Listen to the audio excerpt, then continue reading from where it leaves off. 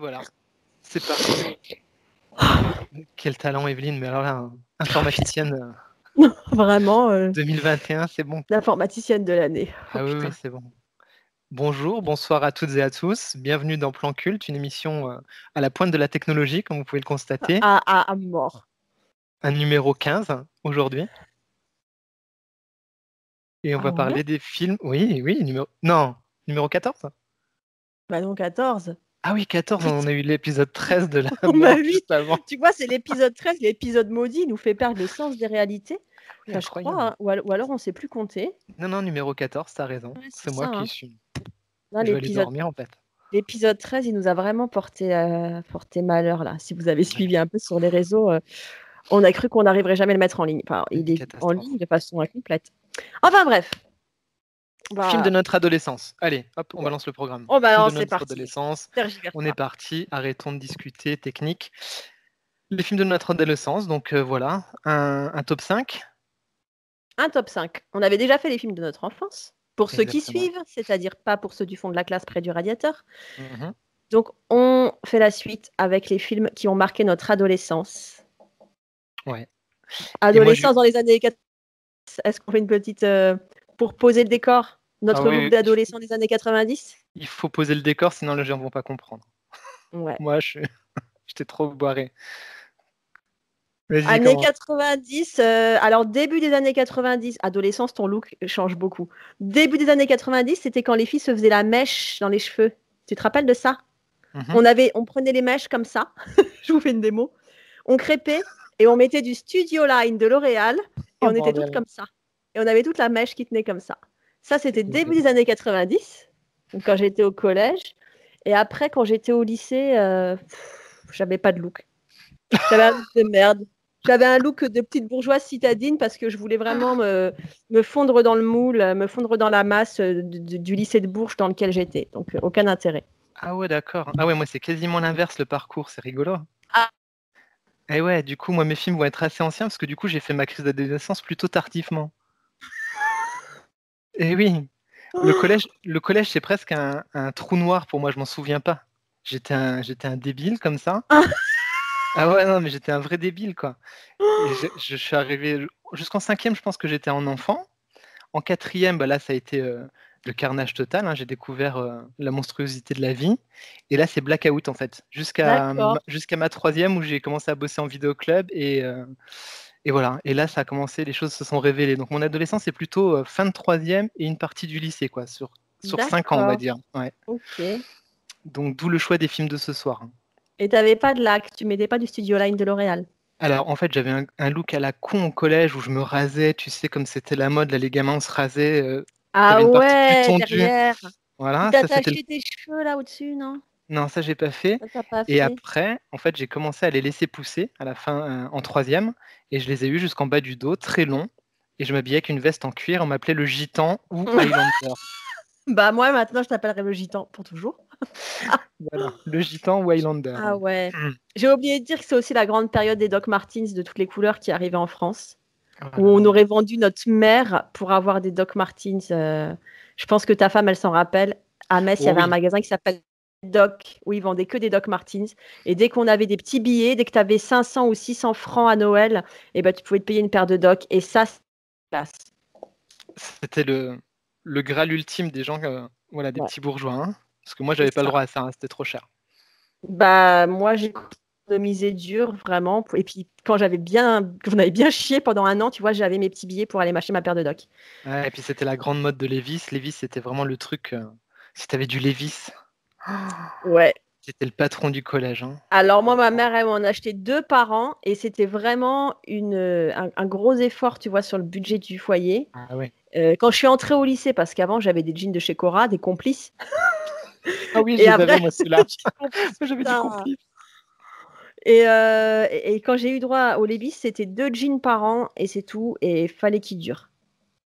Ouais, ouais. Mais bon, Voilà. Levi's, ça tenait. Ouais, ça tenait à l'époque. Cette petite parenthèse sur nos très bons looks des années 90 Ah étant oui. posée. Et ça, c'est important pour cerner tout ce qui va suivre. Oh oui. On Et va moi, pouvoir démarrer. j'ai fait un effort aussi sur ma liste. J'ai pas mis de C'est-à-dire. Carpenter. J'ai pas mis de John Carpenter. Oh, Ouais. Et j'ai pas mis ni de Cronenberg ni de Kubrick. Je me suis dit, j'élimine mes 3 cinéastes chouchous. Je prends des films qui m'ont vraiment, tu vois, qui m'ont travaillé au corps. Ouais, moi pareil. Des films que j'ai vraiment regardés en boucle quand j'étais ado pour tout un tas de raisons différentes, ou des films qui ont vraiment été un point de départ, quoi. Qui Mm. m'ont fait découvrir soit un genre, soit une tonalité. Je sais pas si on va avoir des doublons dans Stop. Honnêtement, je pense qu'on n'aura pas de doublon. Ouais, peut-être pas. Non, je pense pas. Peut-être même qu'on aura des. Je vais pas dire des confrontations. Il y aura jamais rien d'aussi violent que notre dernière discussion sur Fury Road. Mais peut-être qu'il y aura des trucs sur lesquels on n'est pas d'accord. Des trucs que moi j'ai trouvé cool et que toi t'as dû trouver à chier et vice C'est versa. possible. C'est possible. J'allais même dire, il n'y aura pas de Star Wars, parce qu'à chaque fois qu'on parle de Star Wars, ça fait planter plan culte. On n'en parle plus. On n'en parle plus. Jamais. Eh bien, voilà. Ok. Tu te lances? Tu veux que je commence? Oh bah oui. Ouais, bah le numéro Fais-moi tu vas rêver. Voilà, tu vas vraiment me jeter des cailloux. Hein. Bon, allez, top 5. Je m'accroche à ma table. Mais en fait, ce qui est intéressant, c'est pas tant le film en lui-même que ce que ça a fait de moi adolescente. Oh, comment tu te dédouanes direct? Non, mais c'est comme ça. C'est comme ça que j'ai choisi les Dirty films. Dancing. Non, ça c'était avant, c'était quand j'étais plus petite. Ça, c'est un film, on parlait du look. C'est un film qui a conditionné tous mes centres d'intérêt et aussi un peu mon look à l'époque. C'était en 1996, donc j'étais au lycée avec ta femme. Et le film, en version française, s'appelait Dangereuse Alliance. Ah oui, The Craft. The Craft. Mhm. C'était très catalogué film de gonzesse à l'époque. Ouais, mais c'était bien. C'était un bon film. Donc, Dangereuse Alliance, le pitch est le suivant. C'est l'histoire de 4 lycéennes qui sont un peu outsiders comme ça, qui sont pas trop intégrées au reste de la classe, qui sont introverties, qui ont un look un peu gothique, enfin des filles un petit peu bizarres, et qui décident de s'intéresser et de se plonger dans tout ce qui est occulte, magie noire, sorcellerie, etc., etc. Alors, dit comme ça paraît nul parce qu'aujourd'hui, c'est la méga grande mode des séries sur le sujet. Plein. Mais dans les années 90, c'était pas le cas. Et ce truc de lycéenne, parce qu'on avait plein de films de lycéens et de lycéennes qui vivent toujours les mêmes trucs, les chagrins d'amour, les engueulades. Et là, c'est des lycéennes qui déjà se laissent pas faire. Il y avait un petit côté féministe, c'est-à-dire des filles qui n'ont pas besoin des garçons pour les défendre, qui comptent pas sur les garçons pour quoi que ce soit, et qui vont trouver le moyen de se démerder toutes seules pour être plus fortes que tout le monde. Et il y a tout le côté occulte, sorcellerie, magie. Ce film, j'ai adoré. Je pense pas être la seule fille qui a été ado dans les années 90 qui, à partir de là, s'est mis à traîner dans les librairies ésotériques. Ah, moi, je trouvais que c'était un très bon film. J'aimais bien ce film-là. Ah ouais, t'avais bien aimé? Ouais, bah, c'était du film de vidéoclub et je me souviens encore la jaquette devant moi avec les nanas de face, il y avait les éclairs comme ça, avec la couleur un peu violette. Ouais. Non, c'est bon film. Et ce film, je l'ai beaucoup regardé. De mémoire. Il me semble que la BO était bien cool aussi.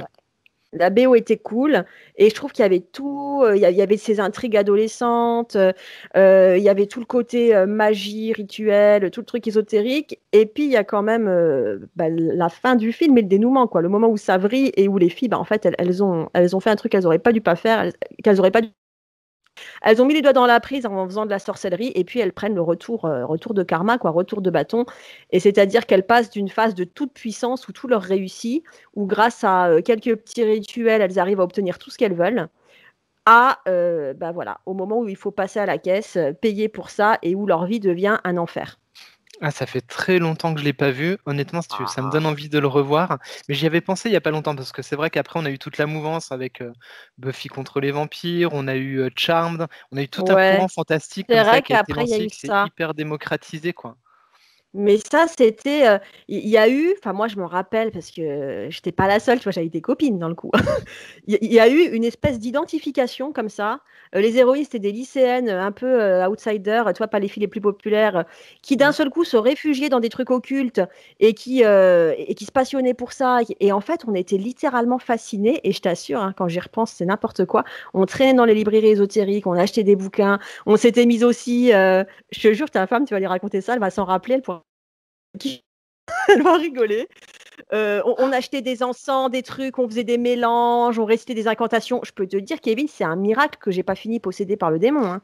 Ah, Ou que je sois encore en vie. Mais c'est vrai que nous aussi, on faisait ça quand on était plus jeunes. On avait une espèce de maison hantée en face d'un temple protestant. Et la Oh maison, elle était non! presque délabrée, tu sais.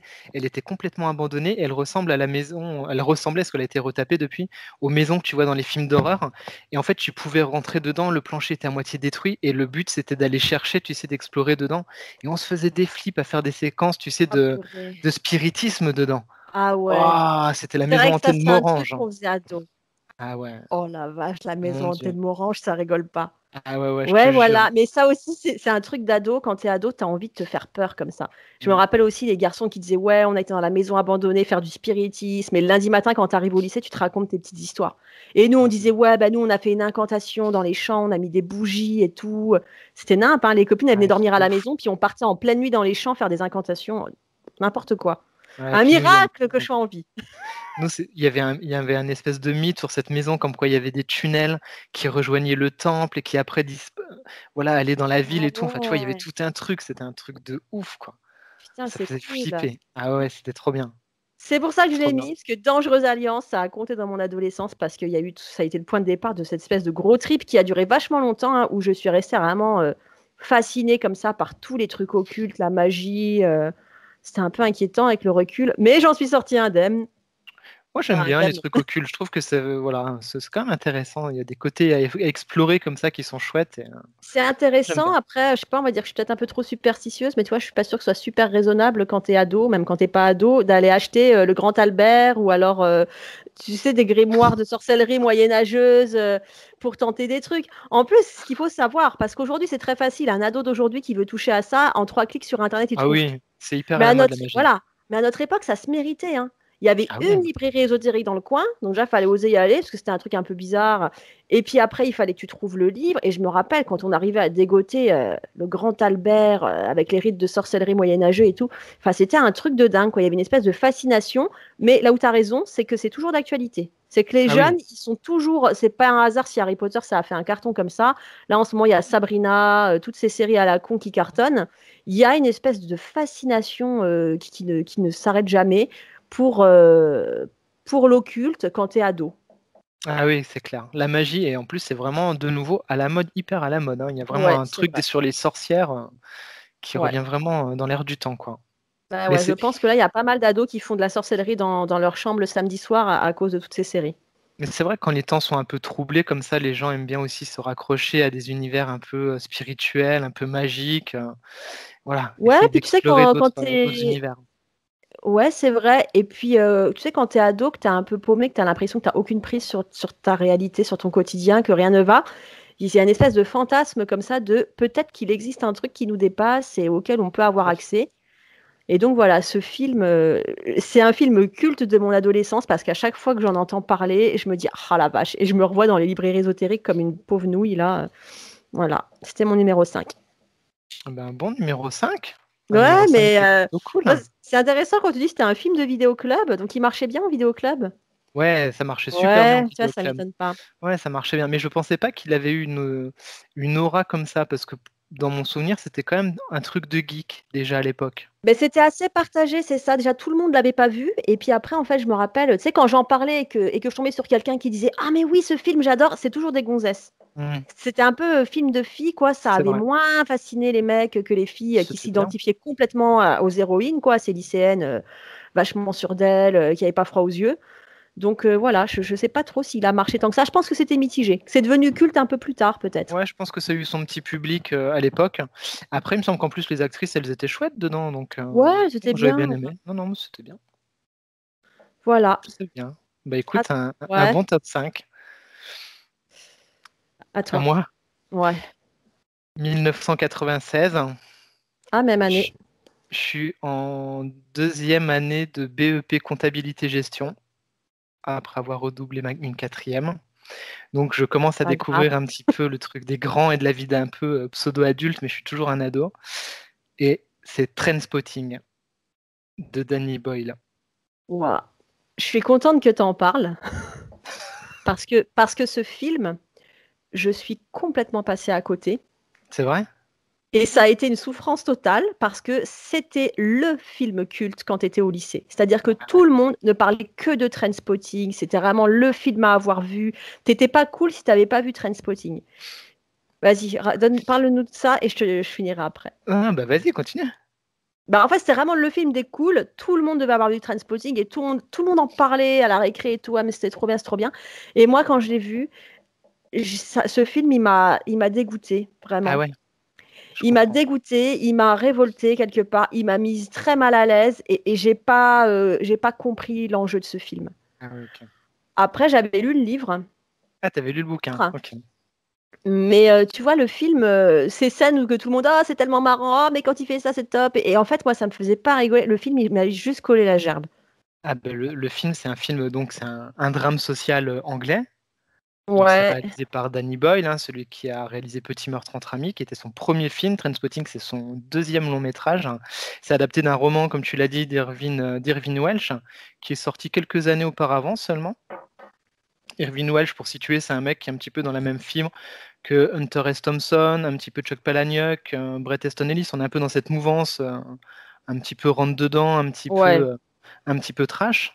Et c'est tout ce qui tourne autour de ce qu'on appelle la chemical generation, la génération sous drogue, en fait, hein, sous drogue chimique et sous drogue assez dure, hein. Donc c'est un roman et c'est le film qui va transcrire ça à l'écran avec une bande son mais absolument, absolument incroyable, avec du Iggy Pop, du Underworld, du New Order, du Damon Albarn.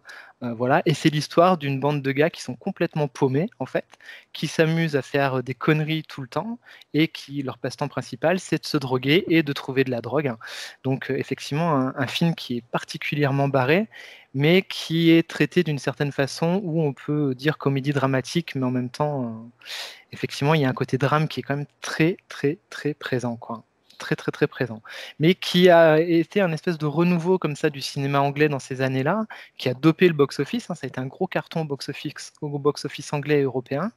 Et c'était dans une mouvance aussi en termes de musique, parce qu'on sait que l'Angleterre, c'est un gros pays de musique. Moi, je me souviens à cette époque-là, je crois que l'année d'avant, il y avait un jeu qui sortait sur PlayStation, la première PlayStation, qui s'appelait Wipeout. Je sais pas si tu vois. Un jeu de Ça course me de dit vaisseau rien. futuriste. Mais pareil, tu vois, un truc hyper psychédélique, avec une bande-son où on retrouvait des groupes comme les Chemical Brothers. Enfin, tu vois, il y avait vraiment cette mouvance et cette dynamique en Angleterre hyper forte en termes de créativité. Et Trainspotting était un petit peu le fer de lance de tout ce mouvement-là. Et comme tu dis, c'était un peu le film de la cool, quoi. C'était le film à voir. C'était à fond le film de la cool. T'avais pas vu Trainspotting, t'étais vraiment le bolos de la classe, quoi. Et c'est le film qui a lancé la carrière d'Ewan McGregor, hein. Ouais. En gros, hein, il avait joué dans Petit meurtre entre amis juste avant, mais c'est vraiment ce film-là qui a lancé le truc. Et on a une galerie de personnages. Alors on les voit ici sur la jaquette du Blu-ray, avec pareil, avec Spud, Renton, ils ont tous des espèces de noms un peu comme des pseudos, quelque chose qui commençait à débuter, tu vois, les pseudos que tu donnes aux gens. Ouais. Euh, Et voilà, avec tous très charismatiques, très typés comme ça. Bon, moi, ça a été un film qui a bercé mes premières années où j'ai rencontré l'alcool également dans ma vie. Tu sais, l'alcool en Lorraine. Ouais, que je connais Voilà. aussi bien. Ah bon, toi tu dis que c'était 96. C'est Ouais, peut-être pour ça que je suis passée à côté. J'étais trop une gentille fille. possible. En Moi, je fait, vu de commence à devenir. l'extérieur, j'ai essayé de me la jouer, je suis cool. Mais en fait, tu vois, Trainspotting, je pouvais que passer à côté. Il y avait une conception comme ça. Bah, tu vois, il y a cette scène où tu te rencontres en soirée, tu couches ensemble, tu fous le mec à la porte. Dès que tu as fini de baiser, c'est terminé. Tu vois, moi, ça me parlait pas. Moi, Mhm. j'avais 17 ans quand je l'ai vu. Je me faisais des trucs comme ça. J'avais un petit copain. Je pensais que ça allait être pour toute la vie. Donc ça me dégoûtait un peu. Tout ce truc autour de la drogue, ça me dégoûtait aussi parce que je me droguais pas et je me suis, enfin, tu vois, j'ai jamais même fumé un joint. Donc je comprenais pas. Si tu veux, moi, en termes de badassitude, le mieux que je faisais, c'était de me bourrer la gueule quand on faisait des soirées le samedi soir à la sangria ou à la DSP. Tu sais, c'était très années 90, les filles, elles buvaient la sangria à la DSP. Mais Avec ta femme, oui. là, on mettait des petits hauts qu'on achetait chez Pinky, on faisait la teuf comme ça dans nos pantalons en cuir de chez La City. Ah Mais tu mon vois, Dieu, mais c'était c'est pas tout à plus. fait ça, quoi. Et en fait, ce film, je le trouvais sale. Et je l'ai trouvé. Après, peut-être que je l'ai vu trop jeune, mais tu vois, là, adulte, j'ai plus envie de le revoir. Mhm. Sans Ah, pourtant, spoiler, tu ça vois, te il y a quand plairait, même. hein. je sais pas, toi, il y a quand même toutes ces scènes cultes que tout le monde adorait où Ewan McGregor, là, il plonge dans les chiottes, plein de merde, là, il nage dans les chiottes. Enfin, voilà, moi, ça me dégoûtait. Après, il y a la scène où Spud, il chie dans le lit de sa meuf, là, Mais c'est et toi il qui fout dis de la ça et qui merde parle par... de Meg Mollet Hall. Oui, mais je suis une adulte. J'ai découvert ça adulte, avec un recul là-dessus. Et si tu veux, en fait, quand j'ai vu... mais c'est un truc que j'explique pas vraiment, parce que tu vas voir que tout en haut dans mon top, il y a aussi des films horribles pour l'époque. Mais en fait, ce film, je l'ai trouvé sale. J'aurais préféré un film ultra violent ou quoi. Je l'ai trouvé dégueulasse. J'ai pas accroché à l'esthétique de ce film à l'époque, alors que peut-être ce serait plus le cas. Mais voilà, j'ai trouvé que c'était. Et puis ces scènes où il essaye de décrocher de la drogue, où il s'enferme dans une chambre, où il est en manque, là, avec un seau pour la pisse, un seau pour la gerbe, un seau pour la mer. En fait, j'ai trouvé ça. Ce que j'ai retenu de ce film, c'était ça. Et puis j'ai été complètement traumatisée par la scène du bébé. Ouais, bah oui, la scène du bébé, elle est complètement trash. Ah, mais vraiment traumatisé, le coup du bébé qu'on retrouve mort là parce qu'il se calme depuis tellement longtemps qu'ils ont perdu la notion du temps et ils ont oublié le bébé. Ce truc-là, je te jure, ça m'est pas arrivé souvent avec des films. Il y a quelques films comme ça où tu sais, j'ai vraiment cru que j'allais devoir me déplacer pour aller vomir dans les toilettes et ça m'a vraiment fait cet effet-là. Donc, conclusion, je faisais partie des gens pas cool qui n'avaient pas aimé Trainspotting. Faut quand même savoir que je faisais croire que j'adorais. Je voulais vraiment être trop dans la team des cools. Donc je disais, ouais, mais Spud, il est trop bien et tout. Alors qu'au fond, moi, je pensais, dégueulasse. Ah non, mais j'adore. Mais c'est vrai que alors, c'était un film qui plaisait plus aux mecs. Je me souviens à l'époque, les filles avaient beaucoup de mal avec ce film-là. Ouais. Dans mon souvenir, en tout cas. Après, peut-être je me trompe, hein. Mais à mon époque, en tout cas, en 96, quand le film est sorti, c'était plus un film de garçon. Et pour te dire à quel point moi j'étais fan, j'avais acheté à l'époque le coffret VHS collector qui était sorti à la Fnac, où tu avais le morceau de pellicule du film et tout dedans. Ah Et la ouais, BO, elle ouais, tournait en boucle t'étais pendant gros les fan, soirées. quoi. Ah ouais, Ouais. je l'avais payé 300 balles à l'époque, je crois, le coffret à la Fnac. Ouais. Bah, je Ouais, l'ai donc plus, j'ai dû le voilà. donner. Mais tu vois, je suis contente que tu en aies parlé. Je me doutais, voilà. Parce que c'est vrai que quand j'ai repensé à tous les films cultes des années 90, d'une façon générale, je me suis dit, putain, c'est vrai que c'était l'époque de Trainspotting. Et voilà. Et alors, on parlera des films qui ont failli être sur la liste et qui y sont pas. Parce qu'il a Ouais. failli pas y être, hein, parce que c'est chaud, hein. Moi, j'en ai vu quand même quelques-uns qui ont tourné en boucle. On Ah les ouais. citera à la fin pour l'honneur. Ah ouais. Moi, ça a été moins dur de faire cette liste que ça ne l'a été pour les films de notre enfance. Ah ouais. Ouais, c'était une époque où je devais déjà regarder un peu moins la télé. Ou alors toujours les mêmes trucs, je sais pas. Bah moi, en fait, si tu veux, c'est l'époque où je me suis révélé, comme je te disais, comme j'étais un débile au collège, hein, et que je suis rentré je suis rentré en vidéoclub en troisième. J'ai fait toute ma culture après sur 4-5 ans de films pour aller faire la fac d'art du spectacle après. Ah ouais. Donc c'est à ce moment-là que j'ai découvert. Ouais, non, moi, ça a été plus complexe. Bon, bah, c'est un numéro 5 intéressant. Non, mais je t'assure, je suis contente que tu en parles parce que j'ai un problème avec ce film. Quelque part, je m'en veux de ne pas avoir réussi à adhérer et je m'en veux parce que maintenant que je suis une grande personne, je me suis dit, mais en fait, c'était trop nul. Je faisais croire que j'adorais ce film. Et des fois, dans les soirées, il y avait toujours un copain qui disait, non, mais attendez, j'ai la cassette de Trainspotting, on se met. Et moi, je faisais, ouais. Et en fait, j'avais Moi, envie de gerber, putain. c'est Voilà. moi, le C'est copain bien, relou. c'est un peu une psychanalyse de groupe comme ça, ces petites, ces épisodes nostalgie où on parle de notre adolescence. Ok, top Et 4. voilà. Top 4. Top 4, du très classique. On est toujours en 96. C'était l'époque où en fait on commençait à, tu parlais là d'entrer un peu dans la vie d'adulte. Bon, on n'était que des lycéens, mais on avait des copains qui étaient plus âgés, qui commençaient à avoir une petite paye, qui avaient une voiture, et donc on commençait à pouvoir sortir tout seul les week-ends et sortir de notre campagne pour aller au cinéma. 96, j'ai mis Scream de Wes Craven. Oui. Parce que c'était vraiment la période du renouveau du slasher. Et ça a été super important. C'est-à-dire qu'en gros, tu me dis si je me trompe, il y a eu une espèce d'âge d'or du slasher dans les années 80. C'est-à-dire quand je suis née. Après Halloween. Voilà. Donc tous les gros slashers des années 80, les Vendredi 13, les Griffes de la nuit, Massacre à la tronçonneuse, moi je les ai vus beaucoup plus tardivement parce que quand c'est sorti, j'étais enfant, j'avais pas l'âge de les regarder. Ensuite, il n'y a eu plus grand-chose et c'est à ce moment-là, vers la fin des années 90, que Wes Craven, avec ce titre, il relance le slasher. Il en refait un truc cool à la mode, vraiment ciblé pour ados. Et ça a été vraiment la période où je me rappelle qu'on se les faisait tous. tous les slashers qui sont sortis à la fin des années 90, c'était un peu, voilà, le week-end, les copains qui avaient, je crois qu'il y avait 2 copains qui avaient une bagnole, ils prenaient les bagnoles, ils venaient nous chercher à la Cambrousse, on allait tous regarder des slashers au cinéma et c'était trop bien. Mm.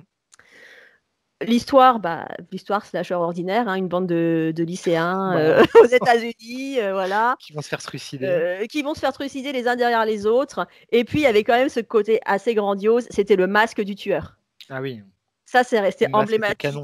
Mais ça avait tellement fait un carton. Je me rappelle, après, quand on faisait les premières soirées Halloween à la fin des années 90, tu en avais toujours un dans la soirée qui venait avec le masque de Scream. Et ça faisait son petit effet, c'était génial. Ça a été vraiment culte à la fin des années 90, ce film.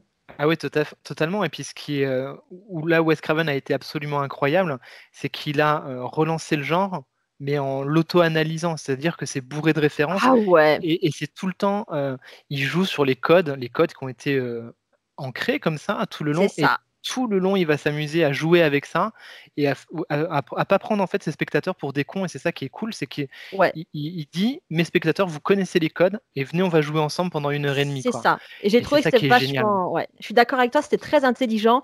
L'héroïne, pour échapper au tueur et pour rester en vie, elle a un espèce de code comme ça. Ok, on connaît les slashers, on connaît tous les codes. C'est-à-dire que si tu t'éloignes de tous ces risques qu'on connaît tous, hein, c'est-à-dire rester seul le soir chez toi, voilà, il t'arrivera rien.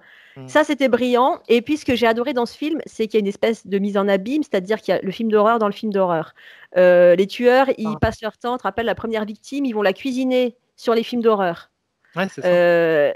Et en fait, le film était, même si ça a l'air assez léger, comme ça, genre un petit slasher pour ados, je trouvais qu'il était vachement dense et vachement intelligent.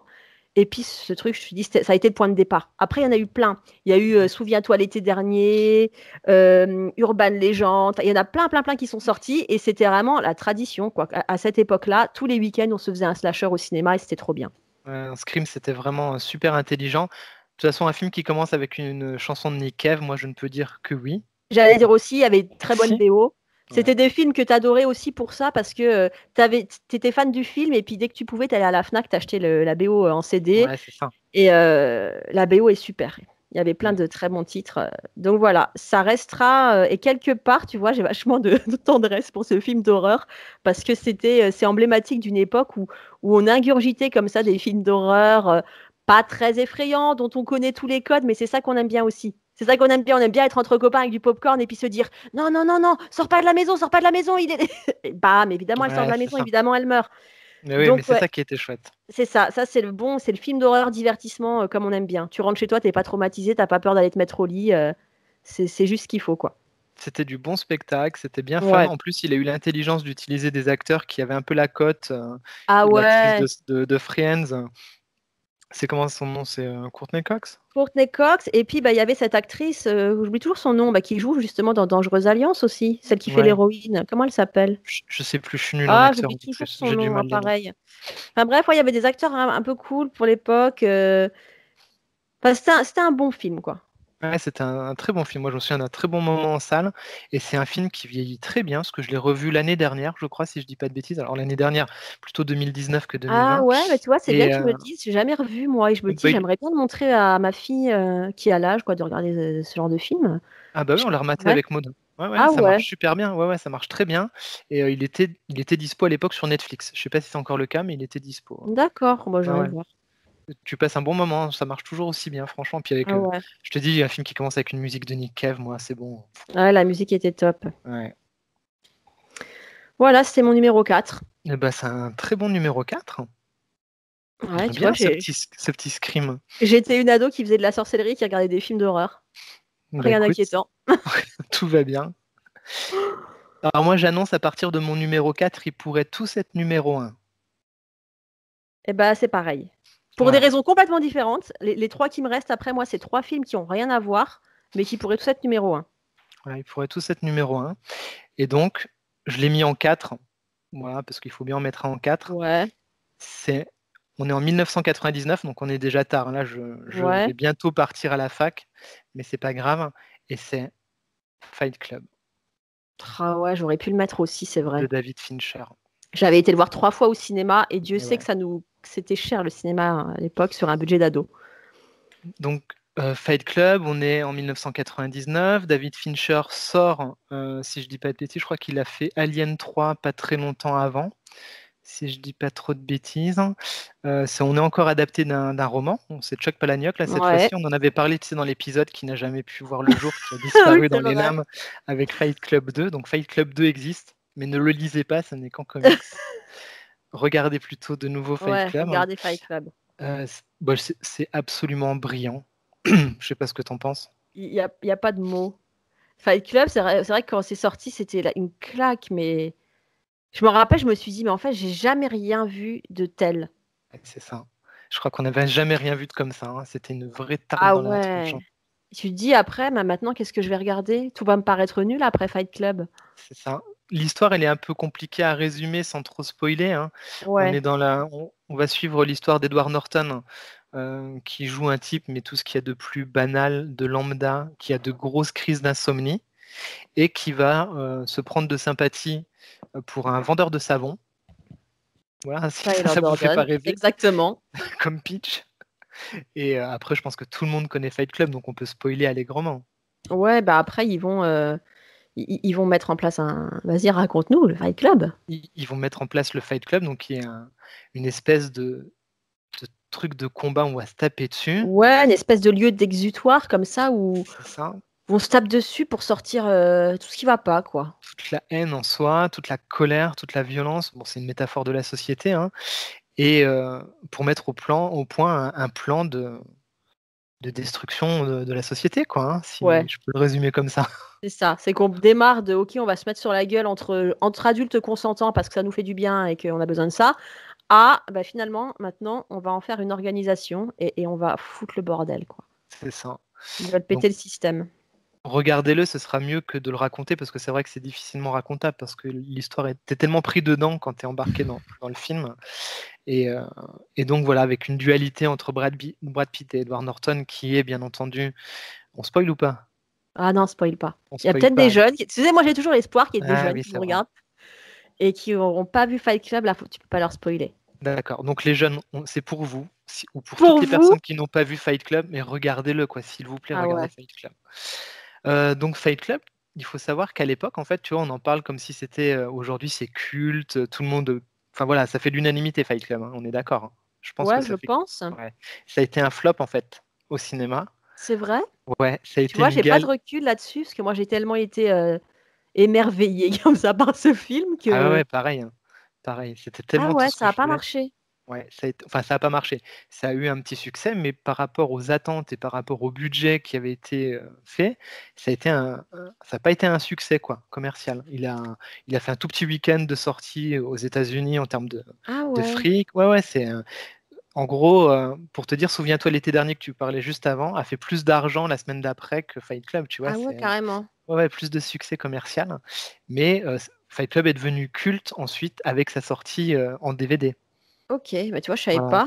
Le truc dont je me rappelle, en revanche, c'est que c'était l'époque où toutes les jeunes filles étaient amoureuses de Leonardo DiCaprio et Brad Pitt. Mmh. Et Brad Pitt dans ce film, ça plaisait pas à tout le monde. Il avait vraiment fait des rôles de lover, je crois qu'on en avait déjà Exactement. parlé ensemble. Il y Mmh. avait eu Les Légendes d'automne, tous ces trucs comme ça, où il est tout beau, tout propre, et où il aime les jeunes filles. Et là, dans le rôle de Tyler Durden, ce mec sans foi ni loi, qui fabrique des savonnettes de luxe, mais qui en fait passe son temps à foutre sur la gueule à tout le monde et qui a vraiment une vie un peu sordide, ça, je sais pas, ça, tu vois, tout le public de midinette de l'époque qui était amoureuse de Brad Pitt, je me rappelle que j'avais des copines, oh non, Fight Club, tu sais, c'était un peu sale, quoi, pour Brad Pitt. C'est ça. En fait, il faut savoir que quand le film il est sorti, que ce soit Edward Norton, Brad Pitt ou David Fincher, sont tous les trois en sortie de films qui n'ont pas été des gros succès, en tout cas pas à la hauteur de leurs attentes. Brad Pitt, Mm, je crois mm. qu'il sort de ses rencontres avec Joe Black, c'est pas ça son Ah film à bah l'époque? oui, il y avait eu Rencontre avec Joe Black avant, alors Voilà, t'imagines passer de ça à Fight Club. mais qui n'a pas été un gros succès. Edward Norton, il sort d'American History X, qui aujourd'hui est culte, mais qui à l'époque n'avait pas fait C'est vrai, l'unanimité et c'est n'avait pas pareil. eu un gros succès en Il n'y a pas salle. beaucoup de monde qui l'avait vu en salle, celui-là. Et donc tous les trois, ils se retrouvent là, embarqués dans cette aventure-là, avec David Fincher qui était un peu en fight avec la Fox sur Alien 3, où il n'a pas eu le contrôle de tout ce qu'il voulait faire. Donc là, il décide de prendre sa revanche, en gros. Donc voilà un peu le maelstrom du truc, quoi. Ouais, l'ambiance. Il y avait plusieurs réals qui étaient pressentis. Il faut savoir que Fincher, c'était pas du tout le réalisateur choisi au départ par le studio. Au départ, en fait, le studio veut Peter Jackson sur le ouais. film. Sauf que Peter Jackson, il est en train de faire fantôme contre fantôme. Et donc, il peut pas. Après, il y a un peu de temps qui se passe, il est de nouveau dispo, et puis finalement, il se lance sur Le Seigneur des Anneaux. Donc c'est bon, quoi. il y a Bryan Singer et Danny Boyle aussi, qui étaient avant Fincher, tu vois, qui étaient pressentis. Moi, je trouve qu'il est vraiment... qu'il restera culte pour toujours, Fight Club. Ah, Fight Club, c'est tellement bien. Tellement bien. Je remonte la pochette. En plus, ça se trouve à plus cher maintenant, que ce soit les DVD ou les Blu-ray. Donc, si vous avez jamais vu Fight Club, vraiment, peut-être des images un petit peu dedans. Mais moi, je me rappelle que quand j'étais allée le voir, voilà. Alors, t'imagines ça, après Brad Pitt comme ça, après Légende d'automne et après Rencontre avec Joe Black. Mais moi, j'étais allée le voir un peu par curiosité. Je m'attendais à rien, tu sais, quand je suis allée le voir. Ouais. Et bon, Brad Pitt était un peu à la mode, je l'avais vu à l'affiche, je m'attendais vraiment à rien et j'étais, mais alors sur le cul, c'était un truc de dingue, quoi. Tu sais, c'est le genre de film qui t'obsède après. Tu restes un truc, c'est de retourner le voir. Je voulais emmener tous mes potes le voir et puis, enfin voilà, quoi. J'ai beaucoup été en boucle sur Fight Club.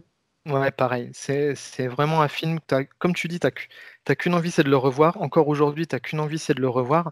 Et il faut savoir que l'accueil, il a été vraiment, même par les critiques, à l'époque, le film, il a été traité de film fasciste, de film anarchiste. Enfin, les gens n'avaient pas réussi à prendre de recul sur le film. Puis ce film a besoin il exige une deuxième lecture.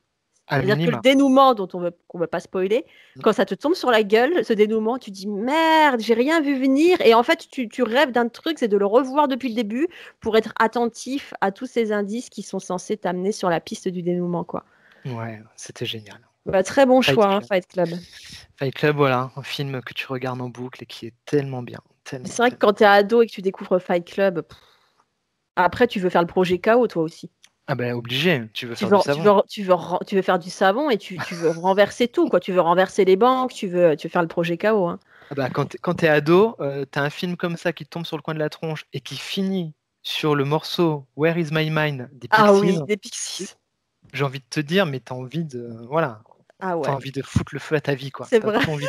C'est exactement ça. T'as envie de mettre le feu à Morange. Mais c'est ça. Ça fait ça. Ah bah écoute, merci. Très très bon. C'était ton numéro 4 ? C'est mon numéro 4, ouais. Ah ouais, donc ça va être du lourd, le top 3. Bah, après, je te dis, ils pourraient tous être numéro 1. Ok. Ils m'ont tous marqué. Et ils ont construit la personne que je suis aujourd'hui vraiment fortement. D'accord. Donc Fight Club, Trainspotting, voilà qui je suis. Ah bah ouais, bonne ambiance. Hein. Ouais, bonne ambiance, hein. Ok, donc moi mon numéro 3, je pense que tu l'attendais pas du tout dans ce top.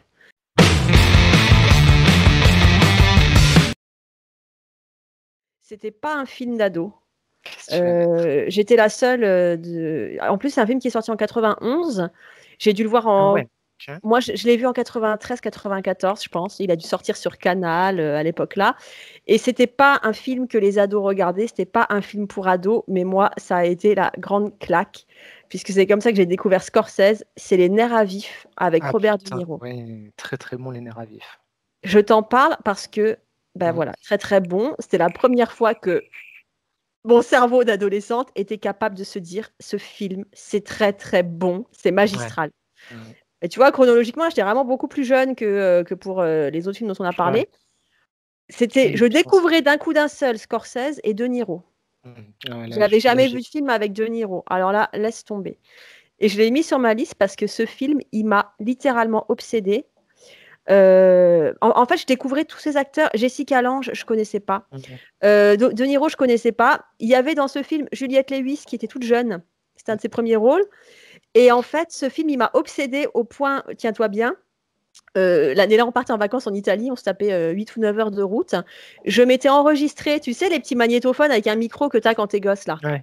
Je l'avais mis à côté du haut-parleur de la télé pour enregistrer le film, la bande-son du film sur cassette. Donc, j'avais plusieurs cassettes comme ça, Les Nerfs à vif 1, Les Nerfs à vif 2. Et dans la voiture, j'écoutais Les Nerfs à vif dans mon Walkman. Putain. Et en fait, encore maintenant, je peux te réciter l'intro du film, là, le texte d'intro de Juliette Lewis par cœur, parce que ce film, tu vois, Ah ouais. Je suis très obsession. C'est pas la première fois que je le dis. Tu vois, quand il y a un truc qui me scotche comme ça, qui me captive, je voue une espèce d'obsession. Les films, je les décortique, je connais les répliques par cœur, c'est un truc de dingue. Donc, quand même, l'histoire, pour ceux qui connaissent pas, donc ça, pour moi, c'est un des meilleurs rôles de De Niro. Oui, il est terrible, ce film. C'est aussi avec Nick Nolte, qui joue le rôle d'un avocat. Et c'est l'histoire d'un avocat qui est amené à défendre un certain Max Cady, c'est ça, ouais. Max Cady, qui est un sale type qui a violé et assassiné une jeune fille. Sauf que l'avocat, face à la cruauté du meurtre, il enterre les preuves qui permettraient d'innocenter son client. C'est-à-dire que voilà, son client se retrouve en tôle par sa faute, sans le savoir, et il est condamné à, je ne sais plus, 20 ans de prison, 20 ou 30 ans. Pas de bol, Max Cady, le sale type, qui est donc interprété par De Niro, qui est magistral, donc qui est tatoué de la tête aux pieds, qui a vraiment une sale gueule de type qu'il ne faut pas faire chier. En tôle, il ressort le dossier, il fait appel, il s'instruit, il apprend le droit, enfin, il passe son temps à essayer de s'en sortir. Et là, il découvre le poteau rose et il découvre qu'il a été trahi par son propre avocat, qui à l'époque aurait pu prouver que la jeune fille qui a été violée et assassinée, c'était pas une oie blanche. Elle avait une vie, c'était un peu une délurée, c'était ce qu'on pourrait qualifier d'allumeuse. Elle avait plein d'histoires, elle avait plein de mecs différents, enfin bref, je sais plus trop. Et il aurait pu se servir de ça, l'avocat, pour faire innocenter son client, il ne l'a pas fait. Donc De Niro sort de tôle avec une seule idée en tête, se venger de son avocat. Et là, ça va être une traque. Il n'y a pas d'autre mot. La vraie traque qui fait flipper. Je ne sais pas qui a réalisé la musique de ce film. Je ne suis pas bonne là-dessus, je ne retiens jamais le nom des compositeurs. Je regarde, honnêtement. Mais la musique, elle était dingue. Elle te faisait froid dans le dos. Et c'est vraiment l'histoire d'une traque. C'est-à-dire que De Niro, il est là tout le temps. Tu sais qu'il va être hors de ta maison la nuit. Il va se faire passer pour un prof pour approcher sa fille. Mais il fait rien. Juste, il te montre qu'il est là tout le temps, de manière très insidieuse. Et le film est un thriller, mais vraiment excellent, magistral, parce qu'il y a un crescendo de folie. C'est-à-dire que tu sens le mec qui se rapproche de son objectif et qui, jusqu'au final, où il veut vraiment tous les détruire. Ah bah la musique, c'est Bernard Herrmann. Donc, c'est un grand nom de la musique de cinéma. Je vais voir ce qu'il a. Vous tapez Cape Fear, parce que le titre original, c'est Cape Fear, musique de Cape Fear, et la musique ferait. C'est incroyable, quoi. Et je continue à le mettre en numéro 1. Pour moi, un des meilleurs thrillers de l'histoire, c'est Les Nerfs à vif avec De Niro, qui fait flipper dans ce rôle. La musique, ouais, le mec, il a fait Citizen Kane, tu vois, c'est un petit gars, quoi. Hein. Ouais, c'est avec Orson Welles, tu vois, c'est un petit. Un musicien intérimaire, quoi, qu'ils ont pris comme ça, sur le film. Qui a fait ça comme ça. C'est un stagiaire, je crois. C'est un stagiaire, ouais. Donc, si vous ne l'avez pas vu, vraiment, Les Nerfs à vif. Alors, il y a une version plus vieille que j'ai jamais vue. Les Nerfs à vif, normalement, c'est un film des années 60 et c'était Robert Mitchum dans le rôle de Max Cady. Et il y a un petit clin d'œil dans le remake de Scorsese, c'est-à-dire qu'à un moment, on voit Robert Mitchum dans le rôle d'un flic, je crois. Petit clin d'œil, quoi. Mais vraiment, putain, De Niro, il fait flipper dans ce film. C'est... Le visuel, déjà que le visuel était hyper terrifiant, parce qu'on avait les yeux en gros plan comme ça de t'avais les yeux de De Niro comme ça, avec un orage. Et puis Juliette Lewis, quoi, on l'a découvert, Juliette Lewis, que j'ai été grande fan pendant très longtemps. Elle était toute jeune, quoi, dans l'espèce de le rôle de la jeune fille un peu ingénue, comme ça. C'était génial. Il avait le chic pour trouver les jeunes comme ça. Ah c'est dans Taxi Driver déjà qu'il avait, je sais plus comment elle s'appelle, l'actrice qu'il a déniché. Jodie Foster. Jodie Foster. Ouais. Et pareil, il avait vraiment ce don pour trouver des femmes comme ça qui avaient ce truc un petit peu à la fois angélique, mais à la fois un truc un peu quand même bizarre qui restait. Quoi. Et tu vois, ça pareil, point de départ, moi c'était la première fois que je voyais De Niro. Et après, je me suis fait tous les films de De Niro et je me suis fait tout ce que j'ai trouvé sur Scorsese. Donc, c'est vraiment des films fondateurs dans le sens où c'est un point de départ, quoi. Ça te scotche tellement qu'après, tu vas vraiment fouiller et c'est là que tu te fais une vraie culture cinématographique. Et oui, parce qu'à l'époque, on n'avait pas accès à tout, donc il fallait fouiller, il fallait se renseigner, il fallait... Et pareil, en vidéoclub, ça marchait bien. C'est un film qui avait vraiment du succès, quoi, hein, qui s'empruntait souvent, qu'on conseillait souvent quand les gens demandaient un bon thriller. Après, c'était pas un film d'ado, tu vois. Par rapport aux autres que j'ai cités, c'était clairement pas un film pour ados. Parce que moi, j'essayais d'en parler à des copains, mais vous l'avez pas vu sur Canal+, et tout. Tout le monde s'en foutait, personne ne l'avait vu. Mais oui, c'était plus un film d'adulte. Hein. Ouais, j'étais au collège quand je l'ai vu, j'étais en 3e, je me rappelle. Ah ouais, bien. Voilà. Donc Les Nerfs à vif, Cape Fear avec De Niro et Jessica Lange. Eh ben, très bon choix. Ouais. Excellent choix. Comme quoi, j'avais un peu de maturité quand même. Entre deux séances de sorcellerie et de films d'horreur. Je te jure. Mais non, bien. Bien les nerfs à vif. Du coup, moi, je suis à mon top 3, c'est ça? À ton 3, ouais. Alors, top 3, je vous emmène en 1998, qui était une bonne année pour le cinéma d'ailleurs. Un film de Peter Weir, Le Truman Show. Ah, ce film, je le regarde tous les ans. Le Truman Show. Je ne l'ai pas mis parce que moi, je l'ai vu sur le tard. Je ne l'ai pas vu ado, je l'ai vu adulte.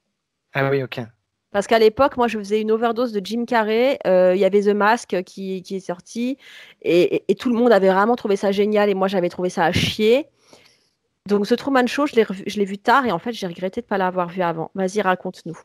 Bah, The Truman Show, donc le réalisateur c'est Peter Weir, c'est quelqu'un qui a réalisé ensuite par exemple Master and Commander et qui avait réalisé avant, comment s'appelle ce film-là? Le Cercle des Poètes Disparus. Mhm.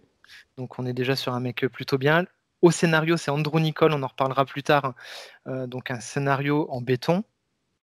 Je sais pas ce que tu en penses, mais l'histoire elle est Bon, quand le même scénar. complètement dingue.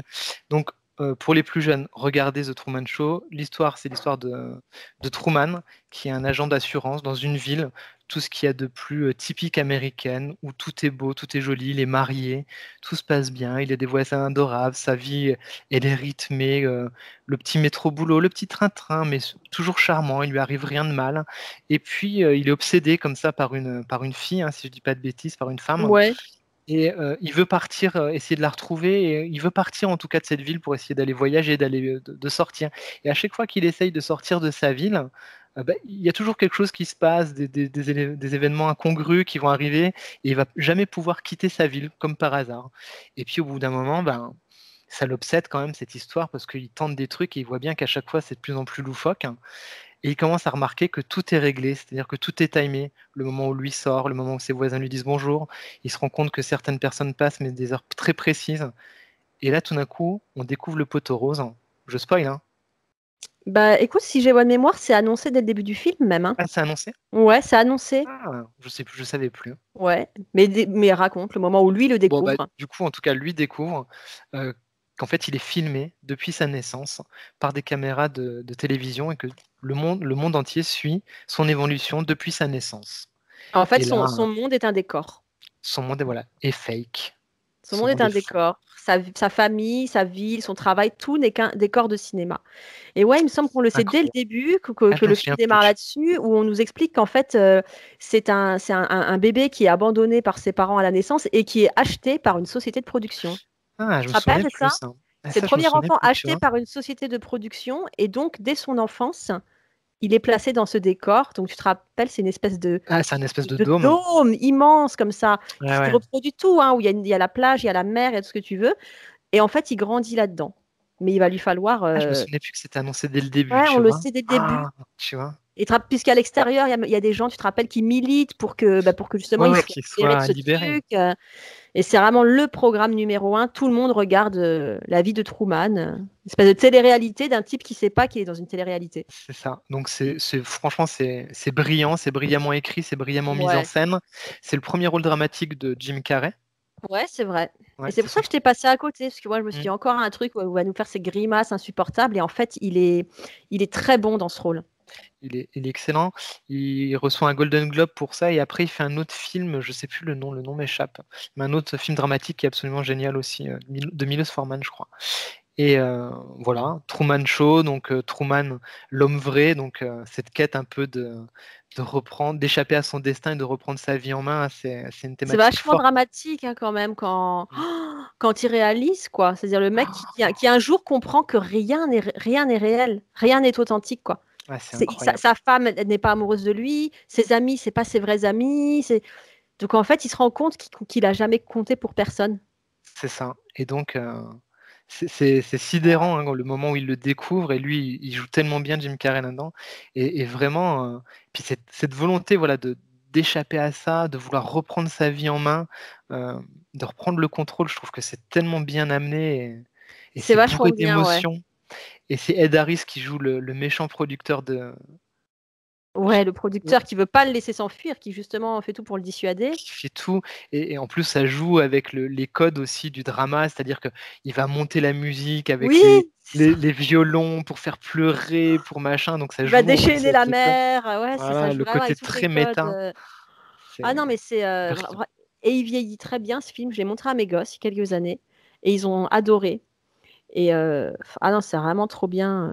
Et même, tu sais, tous ces moments où il essaye de reprendre le contrôle de son existence et où la production t'envoie quelque chose. Genre, Ouais, ah c'est non, ça. là, il commence à avoir un peu un coup Ouais, de mou, là, à être désespéré. Vite, vite, vite. ouais. Envoyez-lui son meilleur ami avec un pack de bière. Et Hop, puis et les là arrive placements le meilleur produits. ami. Et Les les placements placements de produits. produits. Oh Et là vraiment, là. ce film, il est génial, Ouais. quoi. Moi, C'est un bon j'adore. choix, ouais, c'est Truman Show. Bah, l'enfermement et cette thématique, moi, ça me plaît beaucoup. Se Ah ouais. libérer de ses chaînes, c'est quelque chose qui me. Ah, il y avait des bons films dans les années 90 quand même. Hein. Les années 90, c'était une bonne Minute vieux décennie. con. Minute vieux con, c'était mieux avant. Ah non, mais clairement, le cinéma, c'était bien jusqu'aux années 2000. Après, ils ont commencé un peu. Bon, il y a Ouais, des trucs très bien, attention, hein, mais ça n'empêche qu'en termes de créativité, ouais. euh, ça Moi, je vais envoyait plus au du. cinéma depuis belle lurette. Hein. Bah, ils sont fermés, Evelyne. Bah, même quand ils étaient ouverts, tu sais, moi, ça fait quand même un petit moment que je me dis, parmi les trucs qui sortent là, est-ce qu'il y a quelque chose qui mérite que je paye mon billet de cinéma 10 balles ou 12 balles? Oh, quand même, il y a des trucs bien. Premier Contact, par exemple, c'était excellent de Denis Villeneuve. Je l'ai pas vu. Ouais, bah voilà. Donc, voilà.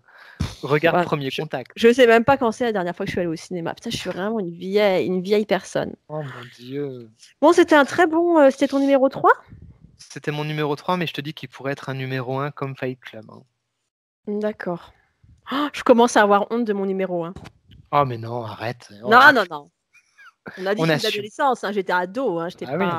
j'étais pas la personne construite et avec autant de personnalité que je suis aujourd'hui. Putain, je me suis fait rigoler toute seule. Oh bordel. Alors, mon numéro 2.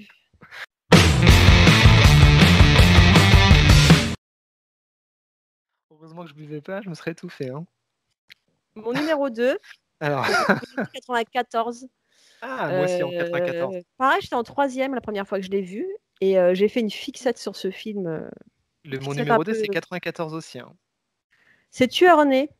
Ah, bien, je suis content que tu l'aies mis. Tueur né d'Oliver Stone Ah là là, avec qu'est-ce que Juliette Lewis et Woody Harrelson. Ce film, il m'avait vachement marqué et c'était le premier film choc que je voyais. C'est-à-dire que jusque-là, j'avais jamais vu de film ultra violent. À part les bagarres, les combats guerriers, les films, les flics qui se battent avec les méchants. Toi, j'avais jamais vu de film ultra violent et de film gratuitement violent. Donc ça a été une grosse claque. Comment résumer Tueur né? Tueur né, c'est un peu un Bonnie and Clyde remis au goût du jour. c'est ça. Donc c'est réalisé par Oliver Stone, mais c'était Tarantino qui a écrit le scénar, Scénario, c'est ça. qui a vendu le scénar, ouais, et c'était, ouais, c'est une espèce d'épopée, enfin de truc à la Bonnie and Clyde, de road movie presque. C'est l'histoire d'un duo de tueurs qui va vraiment tuer froidement et gratuitement des tas de gens et qui vont être suivis par les médias. Et ça aussi, c'est truc que j'avais adoré à l'époque, c'est une énorme critique des médias américains. C'est-à-dire, voilà, on imagine de jeunes tueurs vachement charismatiques qui butent de sang-froid et qui deviendraient presque des héros nationaux parce parce que les faits divers sont tellement couverts par la presse et parce que les médias ont une façon de mettre ça en valeur qui fait que, voilà, que c'est plus des monstres, mais c'est presque des héros qui sont adulés comme des rockstars. Voilà. Et le film m'avait à la fois vachement choquée, et c'est vrai qu'à l'époque, on en avait beaucoup parlé en mal. Le film avait été jugé ultra violent. Et je ne sais pas si tu te rappelles, il y avait eu un fait divers, il y avait eu un massacre, l'affaire Florence Ray, à la même époque. Ouais, ça me dit rien ça. Il y avait eu un meurtre à Paris et en fait les auteurs du meurtre c'était des très jeunes quoi, presque des ados, enfin ils avaient la vingtaine et quand ils ont perquisitionné au domicile de cette fameuse jeune fille qui était vraiment une jeune fille sans histoire, on n'a pas compris ce qui s'était passé, ils avaient trouvé la VHS de Tueur né Et après, il y a eu d'autres faits divers comme ça, beaucoup plus tard, quand il y a eu la tuerie de Columbine. Pareil, ils avaient retrouvé les DVD de tueurs nés. Et en fait, le film, il est devenu un peu culte dans ce sens, c'est-à-dire qu'on a beaucoup rapproché ce film de tueries qui ont été perpétrées, où on s'est dit, voilà, le film a une mauvaise influence sur la jeunesse. Et moi, à l'époque où je l'ai vu, il y avait eu des trucs dans la presse, j'avais entendu parler de ce film, et ça allait vraiment dans ce sens-là. C'est gratuitement ultra violent. Les ados adorent ce film. On présente des tueurs de sang-froid, des tueurs en série comme des rockstars. Ça va pas, quoi. Moi, j'avais adoré. Bon, j'avais quand même vachement de recul sur ce film. Je veux dire, c'est pas parce que tu regardes un film comme ça que tu vas devenir tueur ou tu vas vouloir tabasser ta mère ou je Bien sais pas quoi. entendu, on est d'accord. Et en plus, j'étais en troisième quand je l'ai vu. Je l'ai beaucoup revu les années qui suivent. Mais moi, ça m'avait vraiment mis une claque parce que tu as toute cette culture américaine dans le film. Par exemple, les héros, donc c'est Mickey et Mallory Knox, ils veulent rivaliser avec les grands tueurs en série. On te parle de Charles Manson, ils veulent devenir plus célèbres que Manson, voilà.